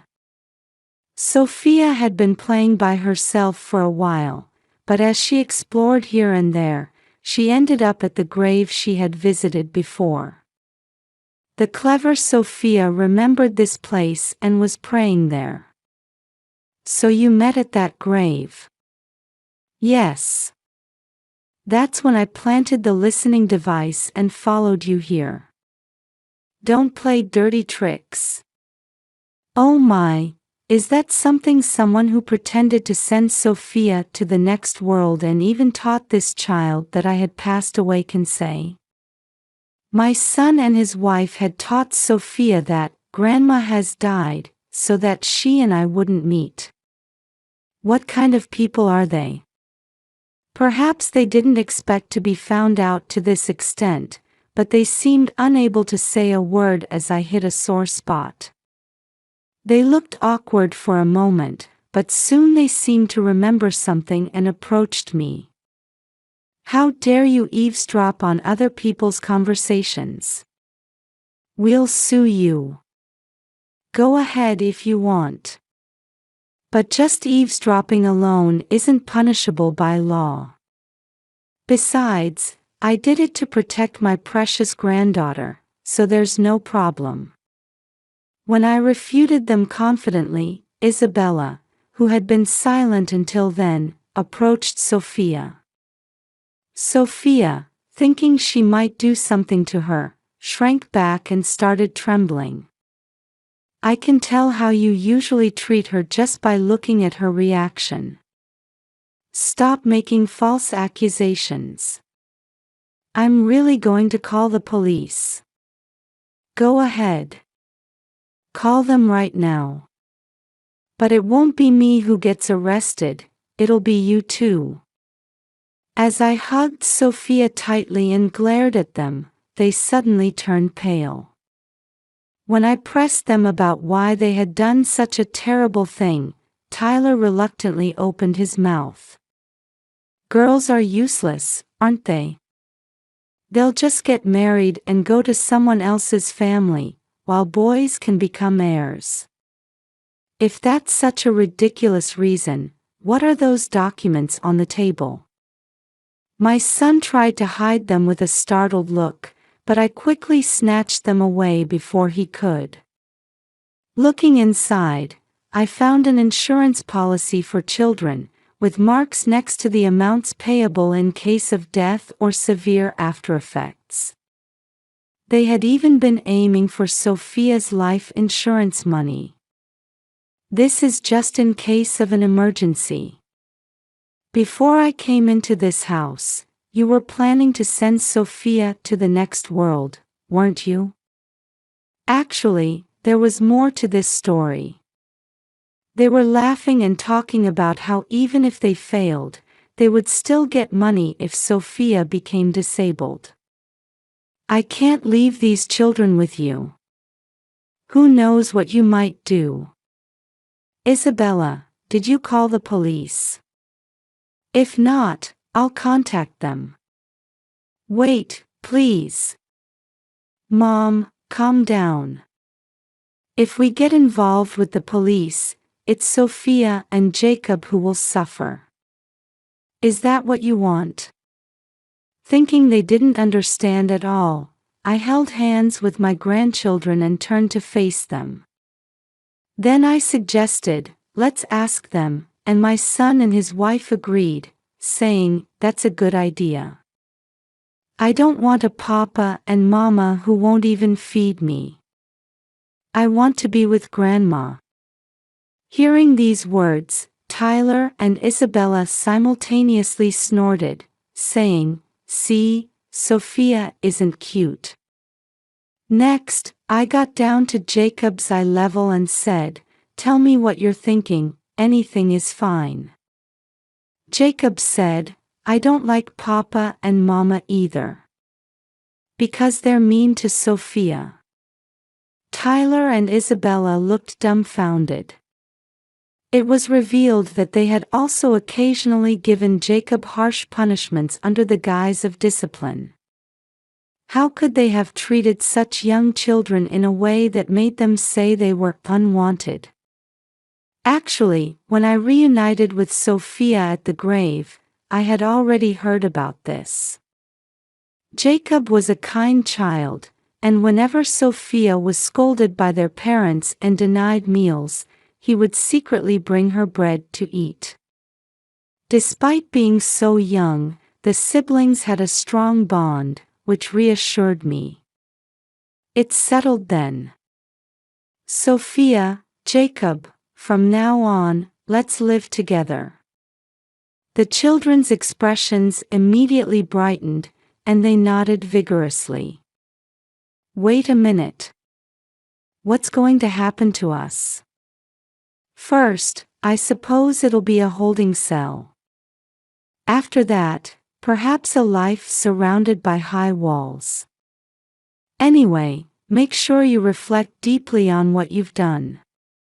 As I took the hands of my dear grandchildren and headed towards the front door, Tyler and Isabella bowed their heads repeatedly, begging for forgiveness. They would probably just repeat the same behavior again. I stopped for a moment and looked Tyler and Isabella straight in the eyes. I'll have others judge what you've done. Be prepared. They clung to me, crying, but there was no way I would believe their excuses.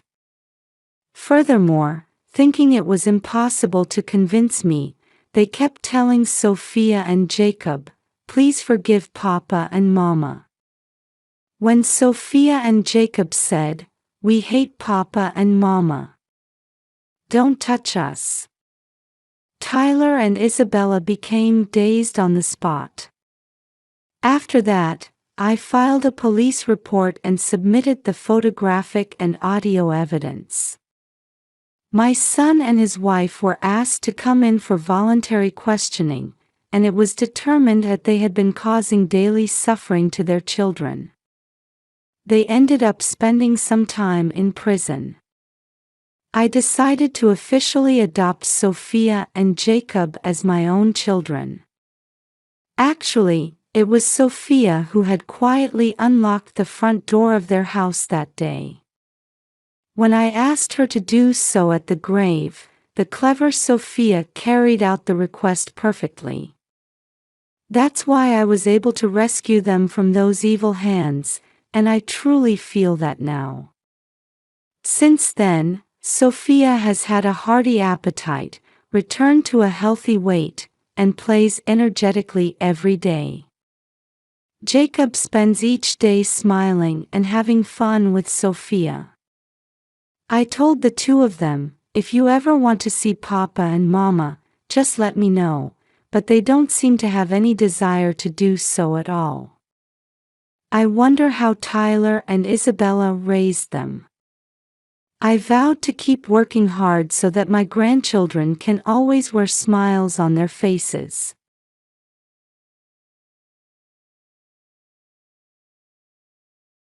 I'm Martha Wilson, and I turned 65 this spring. I've been living in Maple Grove, a small town in Ohio, for over 40 years.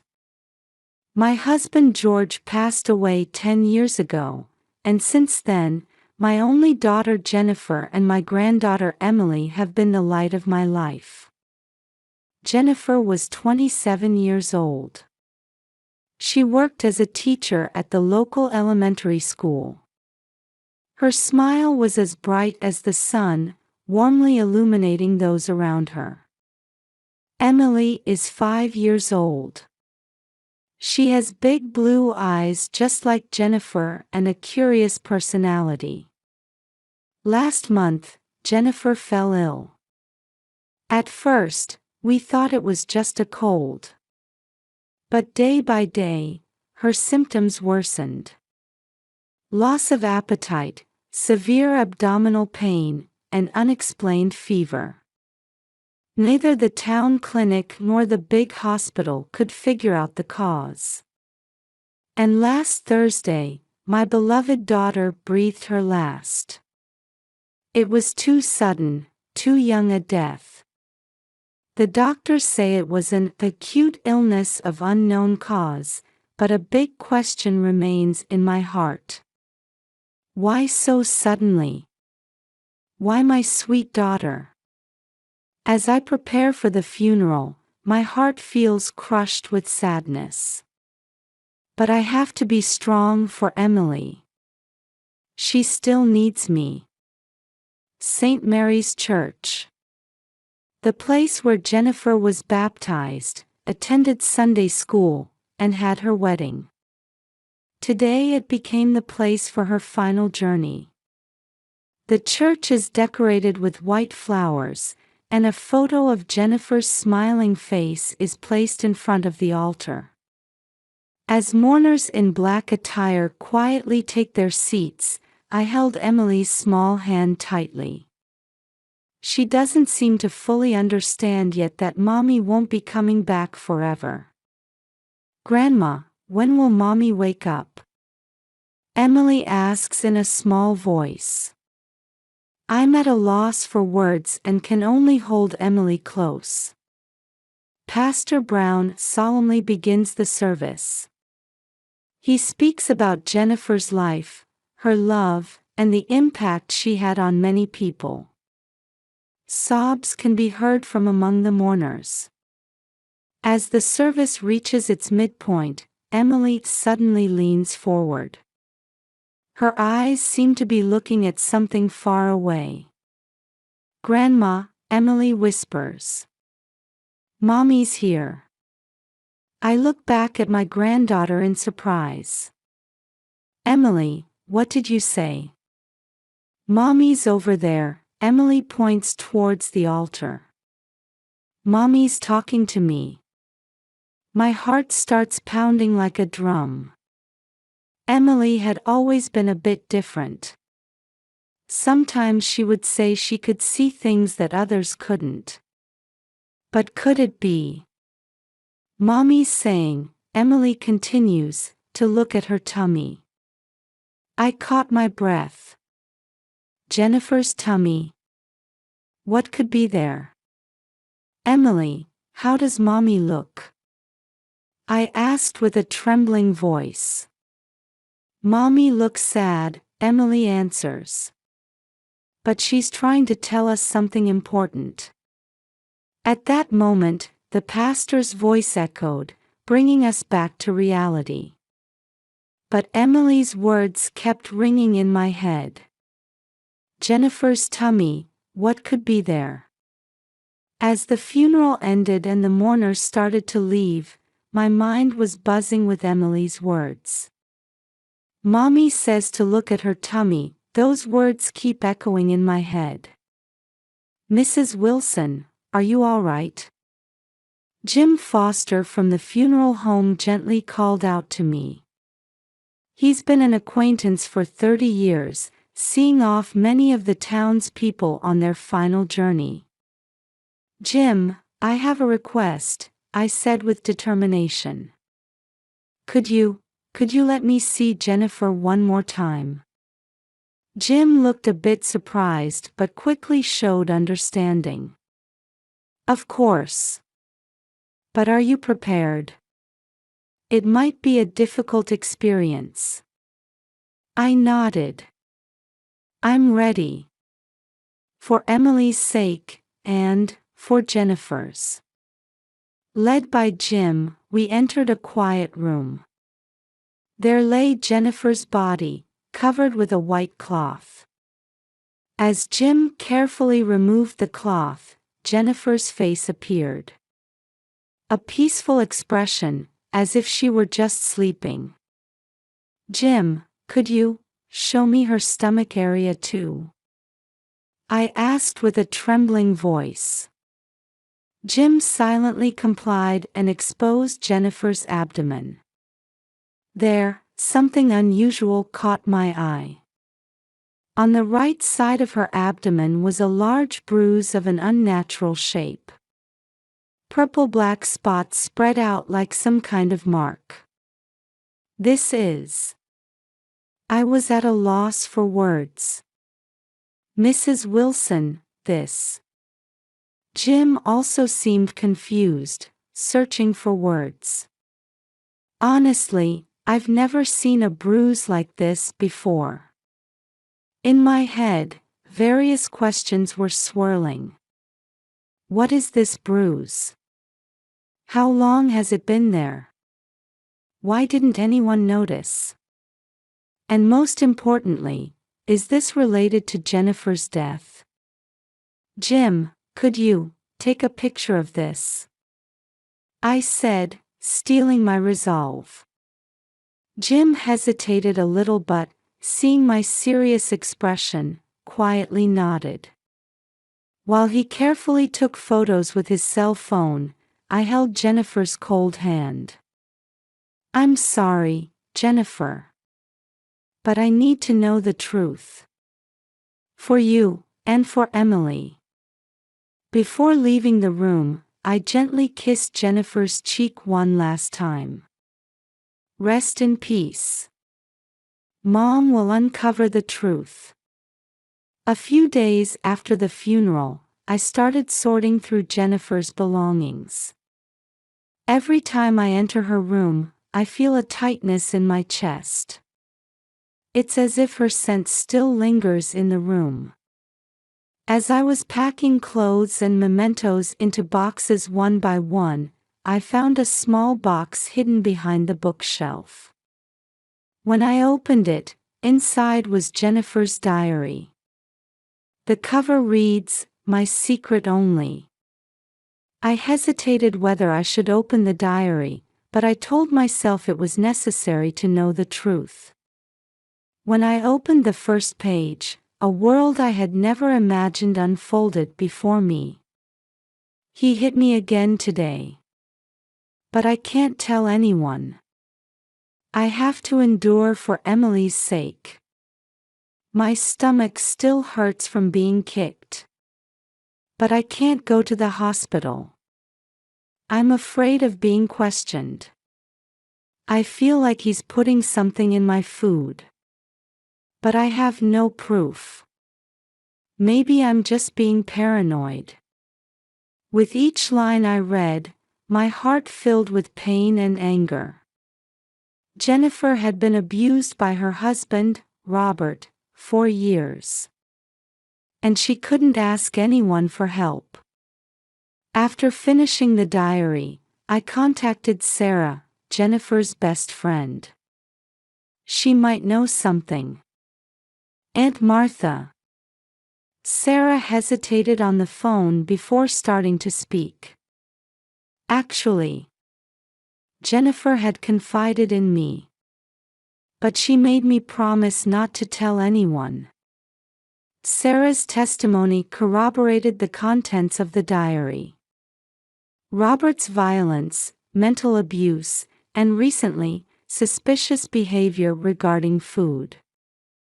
Recently, Jennifer said that, "The food tastes strange," Sarah said tearfully. But Robert was right there, so I couldn't ask for details. Hearing this, something clicked in my mind. The unnatural bruise, the unexplained illness, and the change in food taste, everything seemed to point to one terrible truth. "Sarah, thank you," I said, taking a deep breath. "Don't blame yourself for not being able to help Jennifer. Now is the time to reveal the truth." After hanging up the phone, I headed to Emily's room with a determined feeling. She was sitting on the floor, playing with her dolls. "Emily," I gently called out. "Grandma needs to do something important for Mommy. Will you help?" Emily looked up at me with big eyes and quietly nodded. "Yes, Grandma. If it's for Mommy." At that moment, I was desperate to hold back my tears. Jennifer's anguish, Emily's innocence, and the terrible truth that needed to be uncovered. It all weighs heavily on my shoulders. But there's no turning back. For my daughter's sake, and for my granddaughter's future, I chose the path of pursuing the truth. With Jennifer's diary and her friend's testimony in hand, I decided to consult with the local police. At first, the detective was skeptical, but when I showed him the evidence, he listened earnestly. "Mrs. Wilson, this is a serious accusation," Detective Johnson said with a furrowed brow. "We'll need to conduct a thorough investigation, but can we count on your cooperation?" I agreed without hesitation. From that day on, my days were spent liaising with the police and gathering evidence. Jennifer's medical records, her daily items, and even samples of her hair became subjects of investigation. Emily spent more time at my house, her grandmother's, while Robert remained alone at home. He seemed to be immersing himself in work after his wife's death. About a week into the investigation, I received a call from Detective Johnson. "Mrs. Wilson, we've made an important discovery." His voice was filled with tension. Traces of arsenic were detected in Jennifer's hair. At those words, all strength left my body. Arsenic. Poison. My beloved daughter had been slowly poisoned. "This is..." I stammered. "Yes, it's evidence of long-term poison administration," Detective Johnson continued quietly. "Furthermore, there's a report of arsenic compounds missing from the chemical storage at Robert Wilson's workplace. Robert worked for a chemical company. He had easy access to poisons." "Why?" I asked, holding back tears. "Why would he do such a thing?" "We don't fully understand the motive yet," Detective Johnson chose his words carefully. "But we've discovered that a high-value life insurance policy was taken out on Jennifer in Robert Wilson's name." At that moment, something broke inside me. To kill his own wife, Emily's mother, in such a cruel way for money. "Robert is..." I asked with a shaking voice. "Currently under interrogation," Detective Johnson answered. "We plan to request an arrest warrant as soon as we have sufficient evidence." After hanging up the phone, I just sat there for a long time. Sadness, anger, and regret washed over me.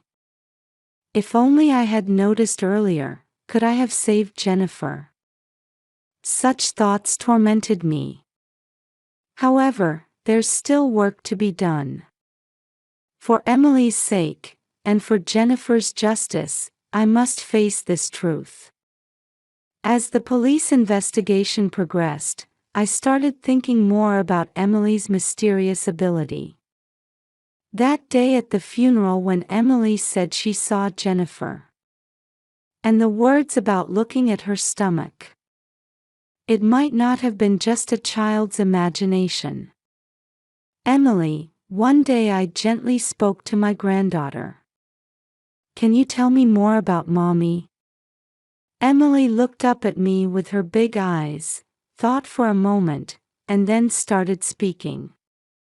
Mommy comes sometimes at night, she said in a quiet voice. She looks sad. But she's trying to tell us something important. What kind of things? I asked, holding my breath. About Mommy's ring, Emily continued. The shiny ring. But she says it's not there now. I leaned forward involuntarily. Jennifer's wedding ring. Indeed, she wasn't wearing it when she passed away. Emily, did Mommy say where the ring is? Emily thought for a moment. Under the big tree in the garden. I think. The moment I heard those words, my heart started racing. There's a big oak tree in the backyard of Jennifer's house. Could it be? That night, I contacted Detective Johnson. I relayed Emily's words and asked for permission to search the garden. Honestly, believing a child's words is. Detective Johnson hesitated but ultimately agreed.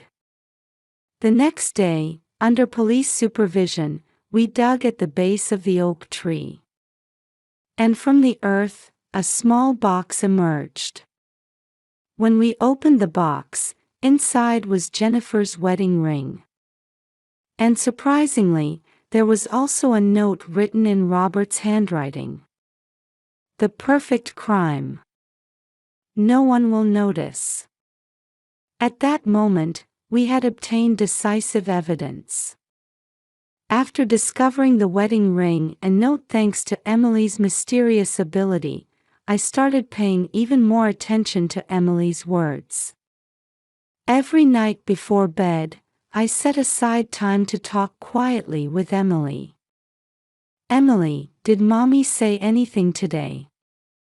I gently ask. Emily answers with a serious expression. Mommy said to look inside the big vase in the kitchen. I caught my breath. That vase was a wedding gift Jennifer had received. The next morning, under police supervision, we examined the vase. Hidden at the bottom was a small plastic bag. It contained a white powder. Later tests revealed that the powder was an arsenic compound. On another day, Emily said this, Mommy says there's a secret in Daddy's computer. Based on this information, the police conducted a detailed investigation of Robert's computer. There, they found search history related to the effects of poisons and methods of administration. Each of Emily's words led to important evidence.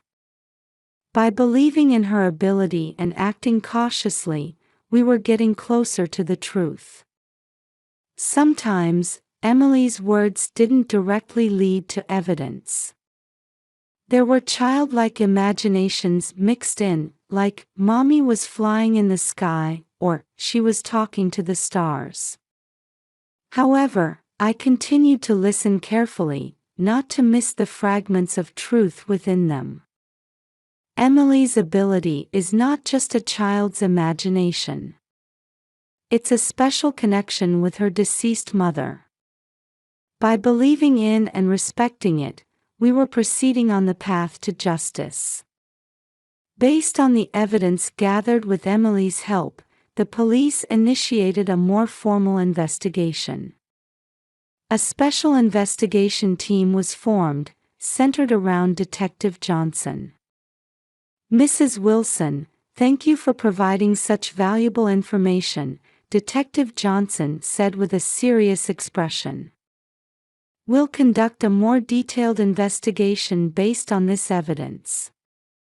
The police began to examine Jennifer's medical records from the hospital she had been visiting in detail. In this process, the photo of the abdominal bruise played a crucial role. Dr. Smith, a toxicology specialist from the local general hospital, agreed to cooperate with the investigation. "The shape and color of this bruise are typical symptoms of chronic arsenic poisoning," he pointed out. Furthermore, a detailed analysis of Jennifer's hair samples clearly showed arsenic accumulation over the past several months. "This is not accidental poisoning. It can only be explained by planned administration," Dr. Smith asserted. The police extended their investigation to the chemical company where Robert worked. With the company's cooperation, they thoroughly investigated inventory records of chemicals and access logs. As a result, it was discovered that Robert had been accessing the chemical storage containing arsenic compounds with unusual frequency. Considering all this evidence, the possibility of planned poisoning by Robert Wilson is extremely high, Detective Johnson stated in the interim investigation report. "Every time I heard about the progress of these investigations, sadness and anger welled up inside me. At the same time, I felt a sense of relief that we were getting closer to the truth. Jennifer, it's almost time," I whispered in my heart. "The truth about what was done to you is about to come to light." Once sufficient evidence was gathered, the police finally moved to arrest Robert Wilson. When I saw him being arrested in front of his house as he was about to leave for work on the news, complex emotions swirled within me. After the arrest, Robert initially denied all charges. However, faced with the police's persistent questioning and overwhelming evidence, he gradually began to break down. When the trial began, the whole town was in an uproar. Many media outlets flocked to cover the shocking incident that occurred in this small town. The prosecution presented evidence of chronic arsenic poisoning, records of Robert's unnatural behavior, and the decisive evidence of the note, one after another.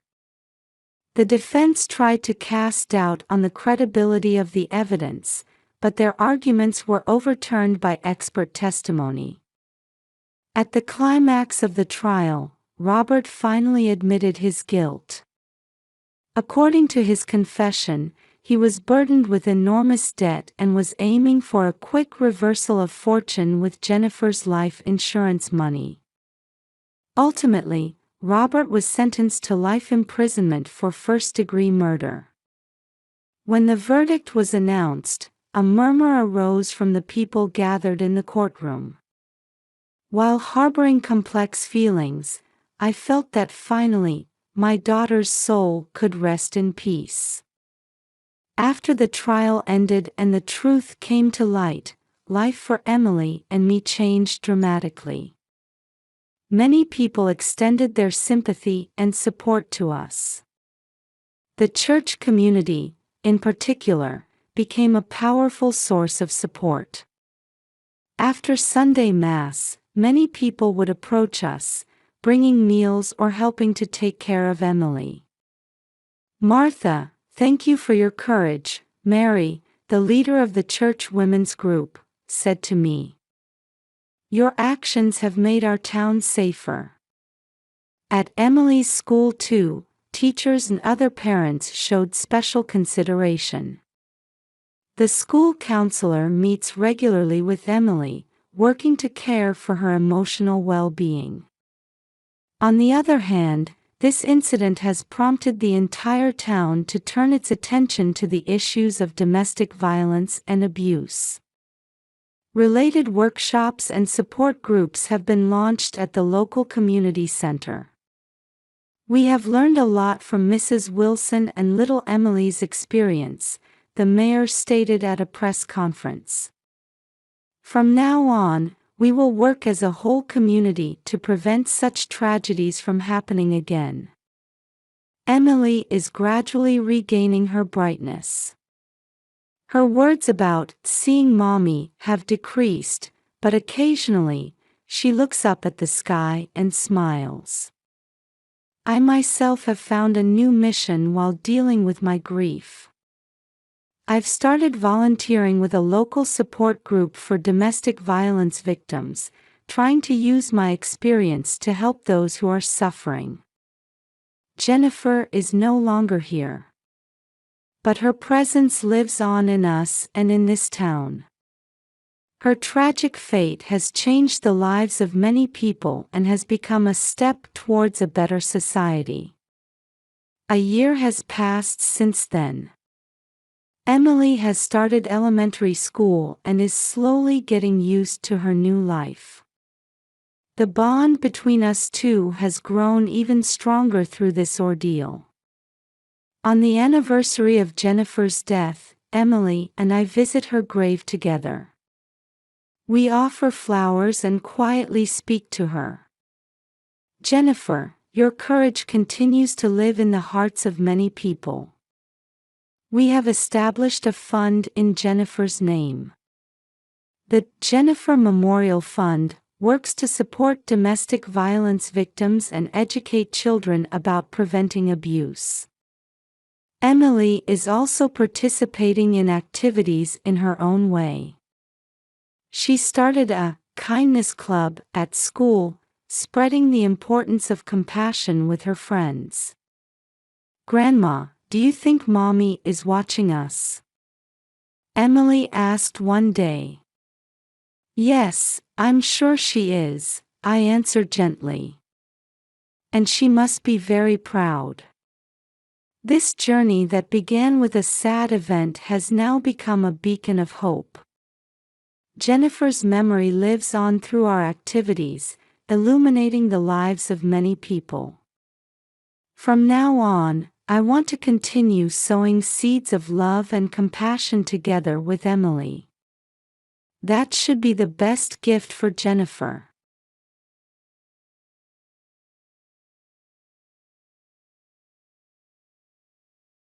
That's Mommy. It happened on the night we visited my husband's family home.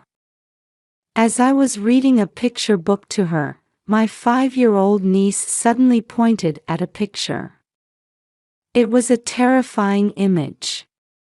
Could it be? I rushed up to the attic, and there I found my sister-in-law in a terribly changed state. She showed no signs of breathing, and I began to shake uncontrollably with fear. Surely my niece had been trying to tell me about this somehow. It was absolutely unforgivable. While suppressing my rising anger, I set out on a path of revenge. I married Charles, who's the same age as me, 2 years ago.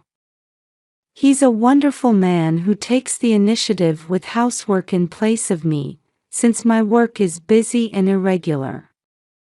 I want to support you as you work for those in need, he'd say. I was so grateful to him. Because we lead such busy lives, we don't have children yet. We both love kids, so we often said, it would be nice if we could have one soon, but the timing never seemed right. Let's take it slow, he'd say.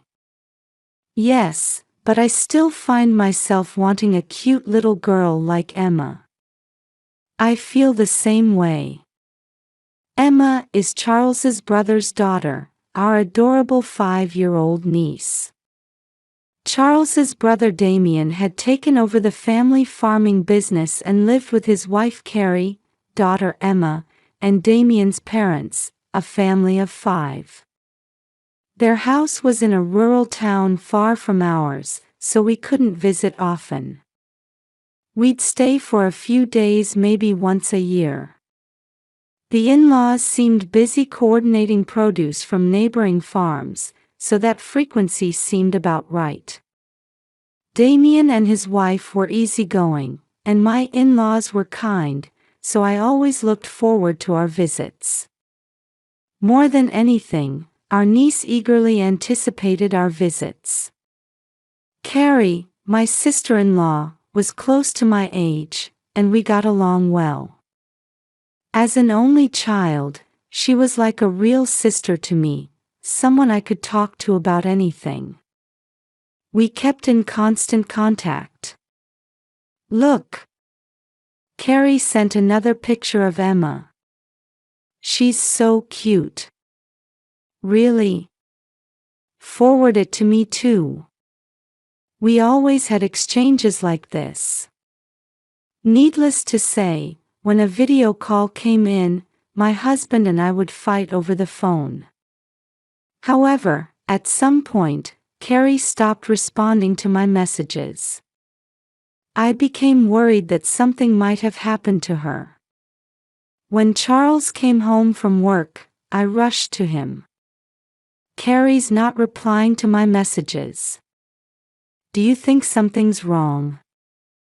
Maybe she's just busy. It's harvest time for the crops. I hope that's all it is, but this has never happened before. I can't help but worry. At first, my husband didn't think much of it, but seeing my concerned face, he immediately called Damien. It turned out that Carrie was bedridden with illness. Worried, I told my husband I wanted to speak directly with Damien and asked him to pass the phone. Is Carrie all right? What are her symptoms? In my concern for her, I fired off questions one after another. Damien sighed heavily on the other end of the line. Hey, don't you think it's a bit much to pry into other people's family matters? Please don't worry about it too much. He ended the call abruptly without answering my questions. What's gotten into Damien? I was surprised by his brusque attitude, so unlike his usual easygoing self. However, I also realized I might have been wrong to ask such probing questions. Still, I couldn't get Carrie out of my mind and thought about visiting them, but my work schedule was full, so I couldn't go in the end. I hoped I'd be able to see her looking well when we visited next. Several weeks passed, and I visited Charles's family home with him. We hadn't heard from Carrie since then, and we were worried that her condition might be quite serious. Brother, where's Carrie? She's not here right now. As we wondered what that meant, Charles's mother informed us that Carrie was in the hospital. We were both stunned by this news, which confirmed our fears. I'd like to visit Carrie in the hospital. Well, you see, they're not allowing visitors other than immediate family. I almost asked if her condition was really that bad, but I felt it might be inappropriate to say that, so I swallowed my words. Another concern was our niece, Emma. Usually full of energy, she was unusually quiet. Thinking she must be anxious without her mother around, I hoped we could do some fun things together to cheer her up during our stay. Just then, as my husband and I were putting our luggage in our room, Emma came running up to us quietly. What is it? Do you want to talk about something? Emma had come close to me but was fidgeting for some reason. She must be nervous after not seeing us for a while. However, she was looking at me intently as if she wanted to say something. Just as she was about to open her mouth, Damien came hurrying over. "Emma, Miranda and Charles are tired, so go play over there."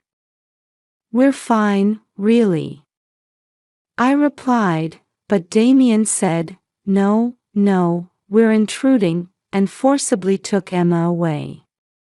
Even though we're family, I didn't want them to be so considerate, but maybe this was Damien's way of being kind. However, this same interaction kept repeating, and I couldn't even have a proper conversation with Emma. Not only Damien, but the grandparents were also acting fidgety, clearly different from their usual selves. They usually say, "Stay as long as you like," but this time they were saying things like, "When are you going home?" or "Don't you have work to do?" It was as if they didn't want us in the house. Something feels off. This is strange. I started to feel uncomfortable and became suspicious of their behavior.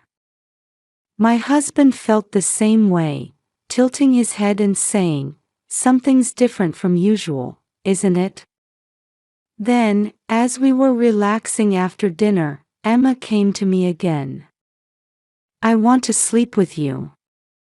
However, once again, Damien came chasing after her and picked her up to take her away. "Didn't I tell you not to bother them?" "No.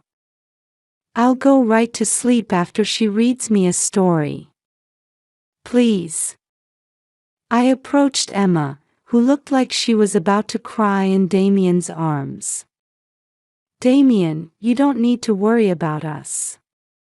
"Emma, it's okay. Let's go to your room. Which storybook do you want to read?" Damien didn't seem entirely convinced, but when I said, "It'll just be for a little while," he replied, "I see," and agreed. Emma's face brightened, and she pulled my hand, guiding me to her room. "I want this book. Read it." As I was reading the picture book Emma had handed me, she suddenly pointed to a picture. "This is Mommy." It was a beautiful princess, and I felt touched thinking that's how she saw Carrie. "Your mommy is beautiful, isn't she?" "That's not what I mean." She seemed like she wanted to say something more, but then fell silent, so I couldn't quite understand what she meant. After finishing the book, as I was tucking Emma in, she sadly whispered, "I want to see Mommy," and then fell asleep. When I returned to the living room where everyone was, Damien and his mother were waiting for me as if they had been anticipating my return. They made me sit down. "Did Emma say anything?" "No, nothing in particular.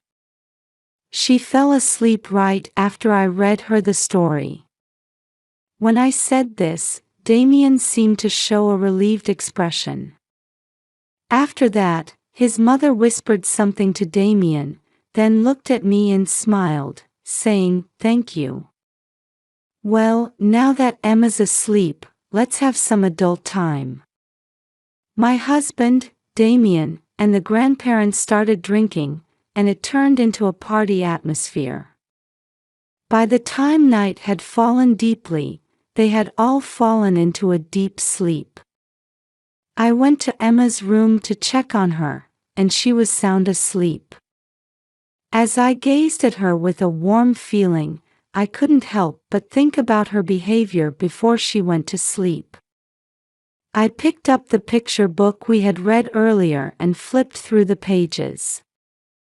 When I came across the picture she had pointed to, I realized its horrifying nature. Could it be? No, it couldn't be. but I have to make sure. Before I knew it, my body was moving faster than my thoughts, and I found myself running up the stairs leading to the attic. When I opened the door, the sight that greeted me left me speechless. There, lying in a terribly emaciated state, was Carrie, the very person we had been told was in the hospital. Carrie! I rushed to her and shook her body while calling out to her, but there was no response at all. What should I do? Seeing Carrie's condition, where I couldn't even tell if she was breathing, I was severely shaken, but I quickly woke up my sleeping husband. At first, Charles was quite shocked, but he helped me carry Carrie to the car and drive her to the hospital without alerting Damien or his parents. However, when we arrived at the hospital, I overheard the doctor mutter, "I hope we can save her." And I couldn't stop shaking with anger and sadness. There's no doubt that Damien and his parents were involved in Carrie ending up like this. It also explained why they had been so fidgety since we arrived. After consulting with my husband, I decided to start gathering evidence so they couldn't deny their actions. The next morning, while we were eating breakfast, Charles suggested to everyone, "I'd like to take Emma to the new shopping mall. Why don't you all come along?" But apart from Emma, the response was lukewarm. The grandmother and Damien seemed to be exchanging glances, as if signaling each other with their eyes. "We're fine, you and Miranda can take Emma." "Yes, please do." In the end, neither Damien nor the grandparents were keen on going. However, my husband insisted, "It doesn't make sense unless the whole family goes out together," and they reluctantly agreed to come along. As everyone was getting into the car, I took out my smartphone from my pocket. "Sorry, I got a work call. Please go ahead without me. I'll catch up later." Ignoring their surprised looks, my husband stuck his face out the window and said, "Got it." He locked the car doors and slowly drove off. Damien and his parents seemed to think it was a bad idea to leave me alone in the house, and I could see them frantically trying to tell Charles something in the car. They were probably saying, "Come back right now." However, my husband drove on with a straight face, completely ignoring them, and the car quickly disappeared from sight. Grateful to Charles, I began searching the house to punish them. One unbelievable thing after another came to light, and I trembled with anger. I can't forgive this. I decided to take action for Carrie's sake. In the evening, my husband returned with the family. Emma seemed to have fallen asleep from exhaustion and was being carried by my husband. "I'll put Emma to bed. I'm also tired from driving, so I'll rest a bit."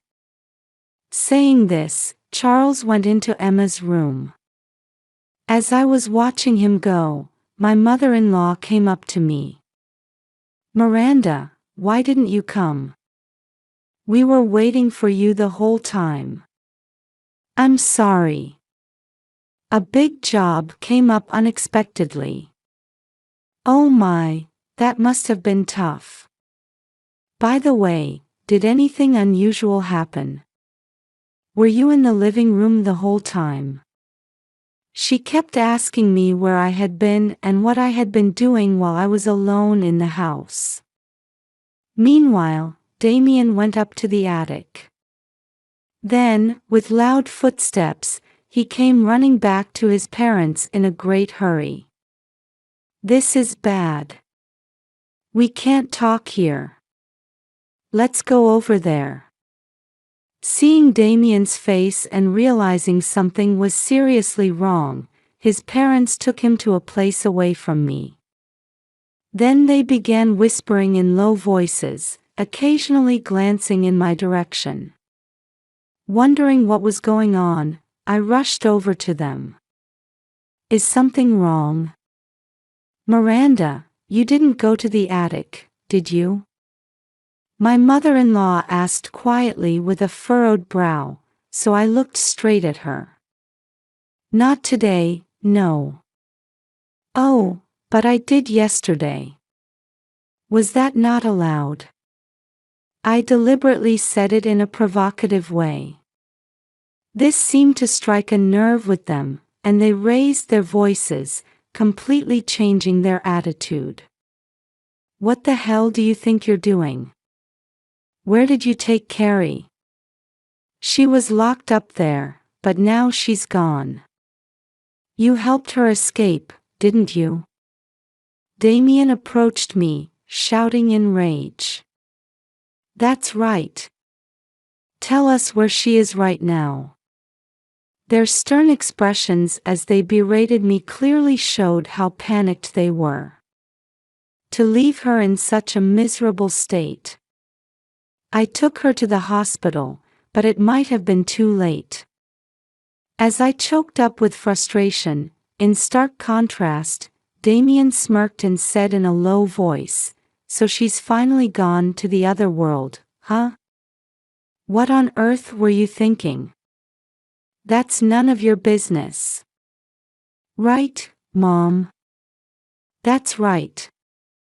Miranda, what are you talking about? Carrie's been in the hospital all along, hasn't she?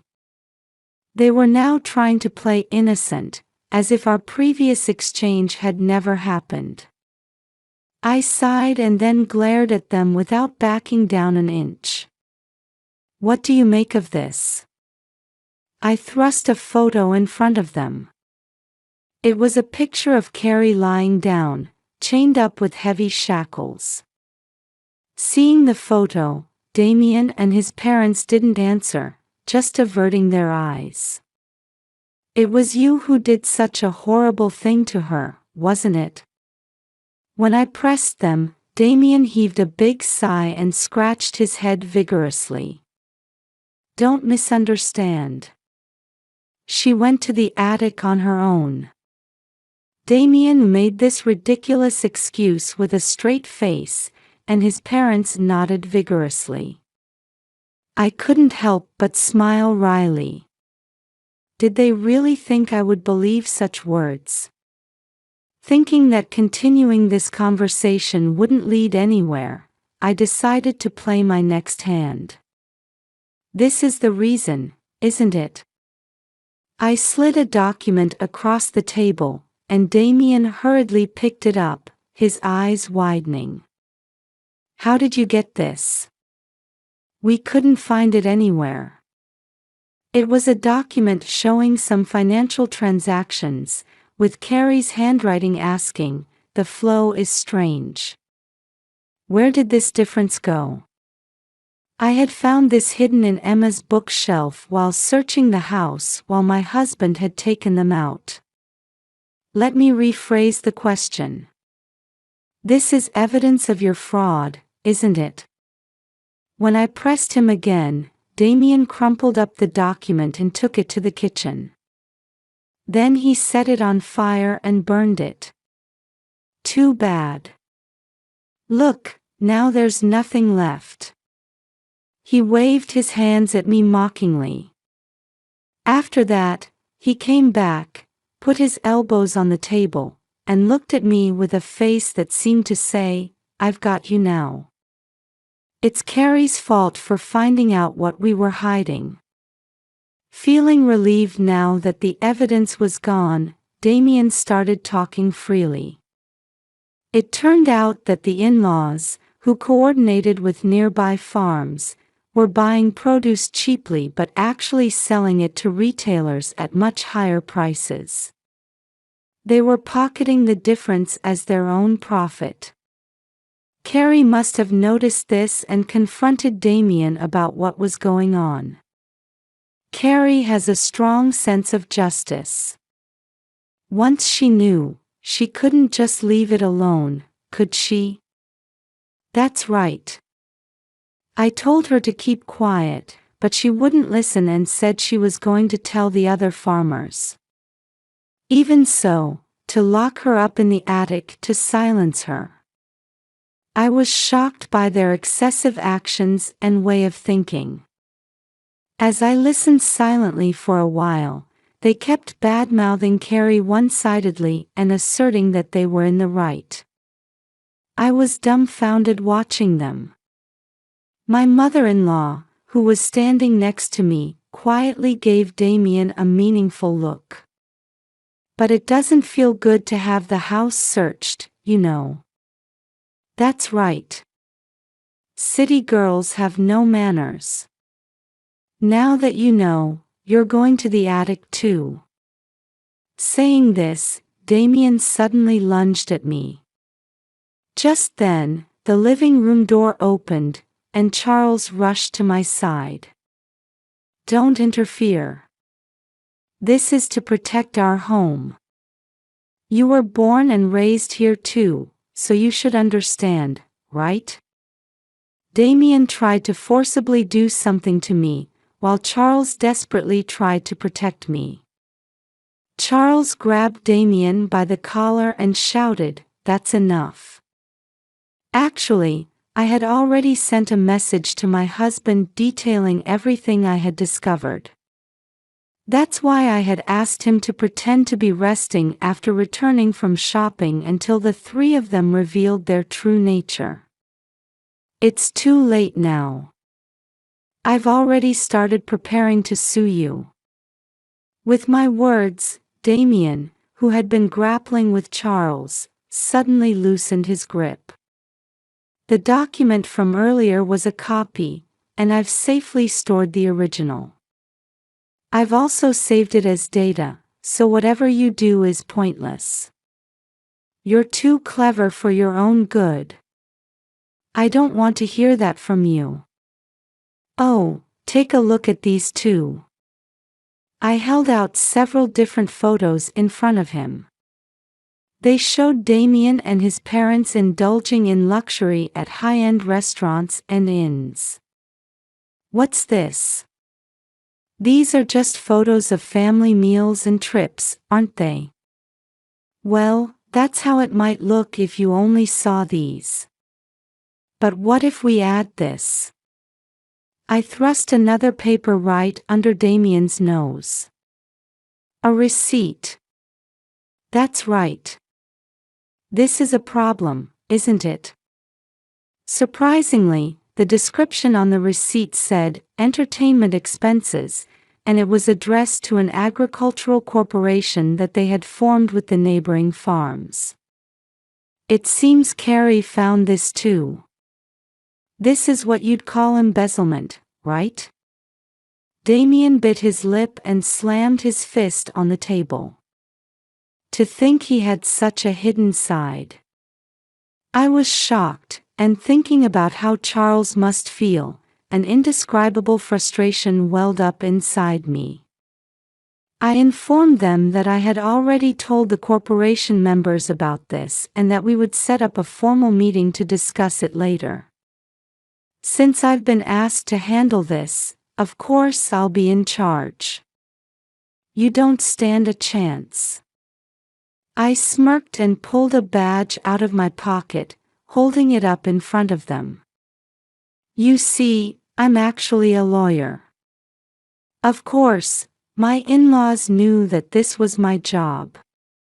Perhaps that's why they took the extreme action of locking Carrie in the attic, worried that she might tell me. Please, don't do this. We're family, aren't we? That's right. Let's continue to build a good relationship. Even my father-in-law was pleading with me, but I couldn't overlook their wrongdoing, so I absolutely refused to nod. Frustrated with my stance, they asked how I had known to go to the attic. Emma told me. That brat. I told her so sternly not to tell anyone. She didn't say anything directly. She just gave me a hint. Huh? What nonsense are you talking about? The family must have threatened Emma, telling her, if you tell anyone, you'll never see Mommy again. Emma had kept her promise. But she wanted to somehow help her mom. So after thinking hard, she tried to let me know using the picture book. The picture she pointed to was of a princess captured by a devil and locked in an attic. I was amazed at how clever she was, even at just 5 years old. When I explained this, they fell silent. I then played a video on my smartphone for them to see. It showed Carrie in a hospital bed, testifying about what had happened. Huh? Why? Didn't she die? They were so surprised their mouths hung open. The truth is, when we took her to the hospital, although she was in terrible condition, she regained consciousness thanks to the doctor's dedicated treatment. There, I heard the whole story from the beginning, and Carrie also expressed her desire to punish Damien and his parents. We didn't give her any food, so how? She's too stubborn. The mother-in-law and father-in-law also looked puzzled. Actually, Emma played a big part in this too. That damn kid again. It turns out that Emma had been secretly going to her mother when the family wasn't looking, giving her water and food. What a kind and clever child, so devoted to her mother.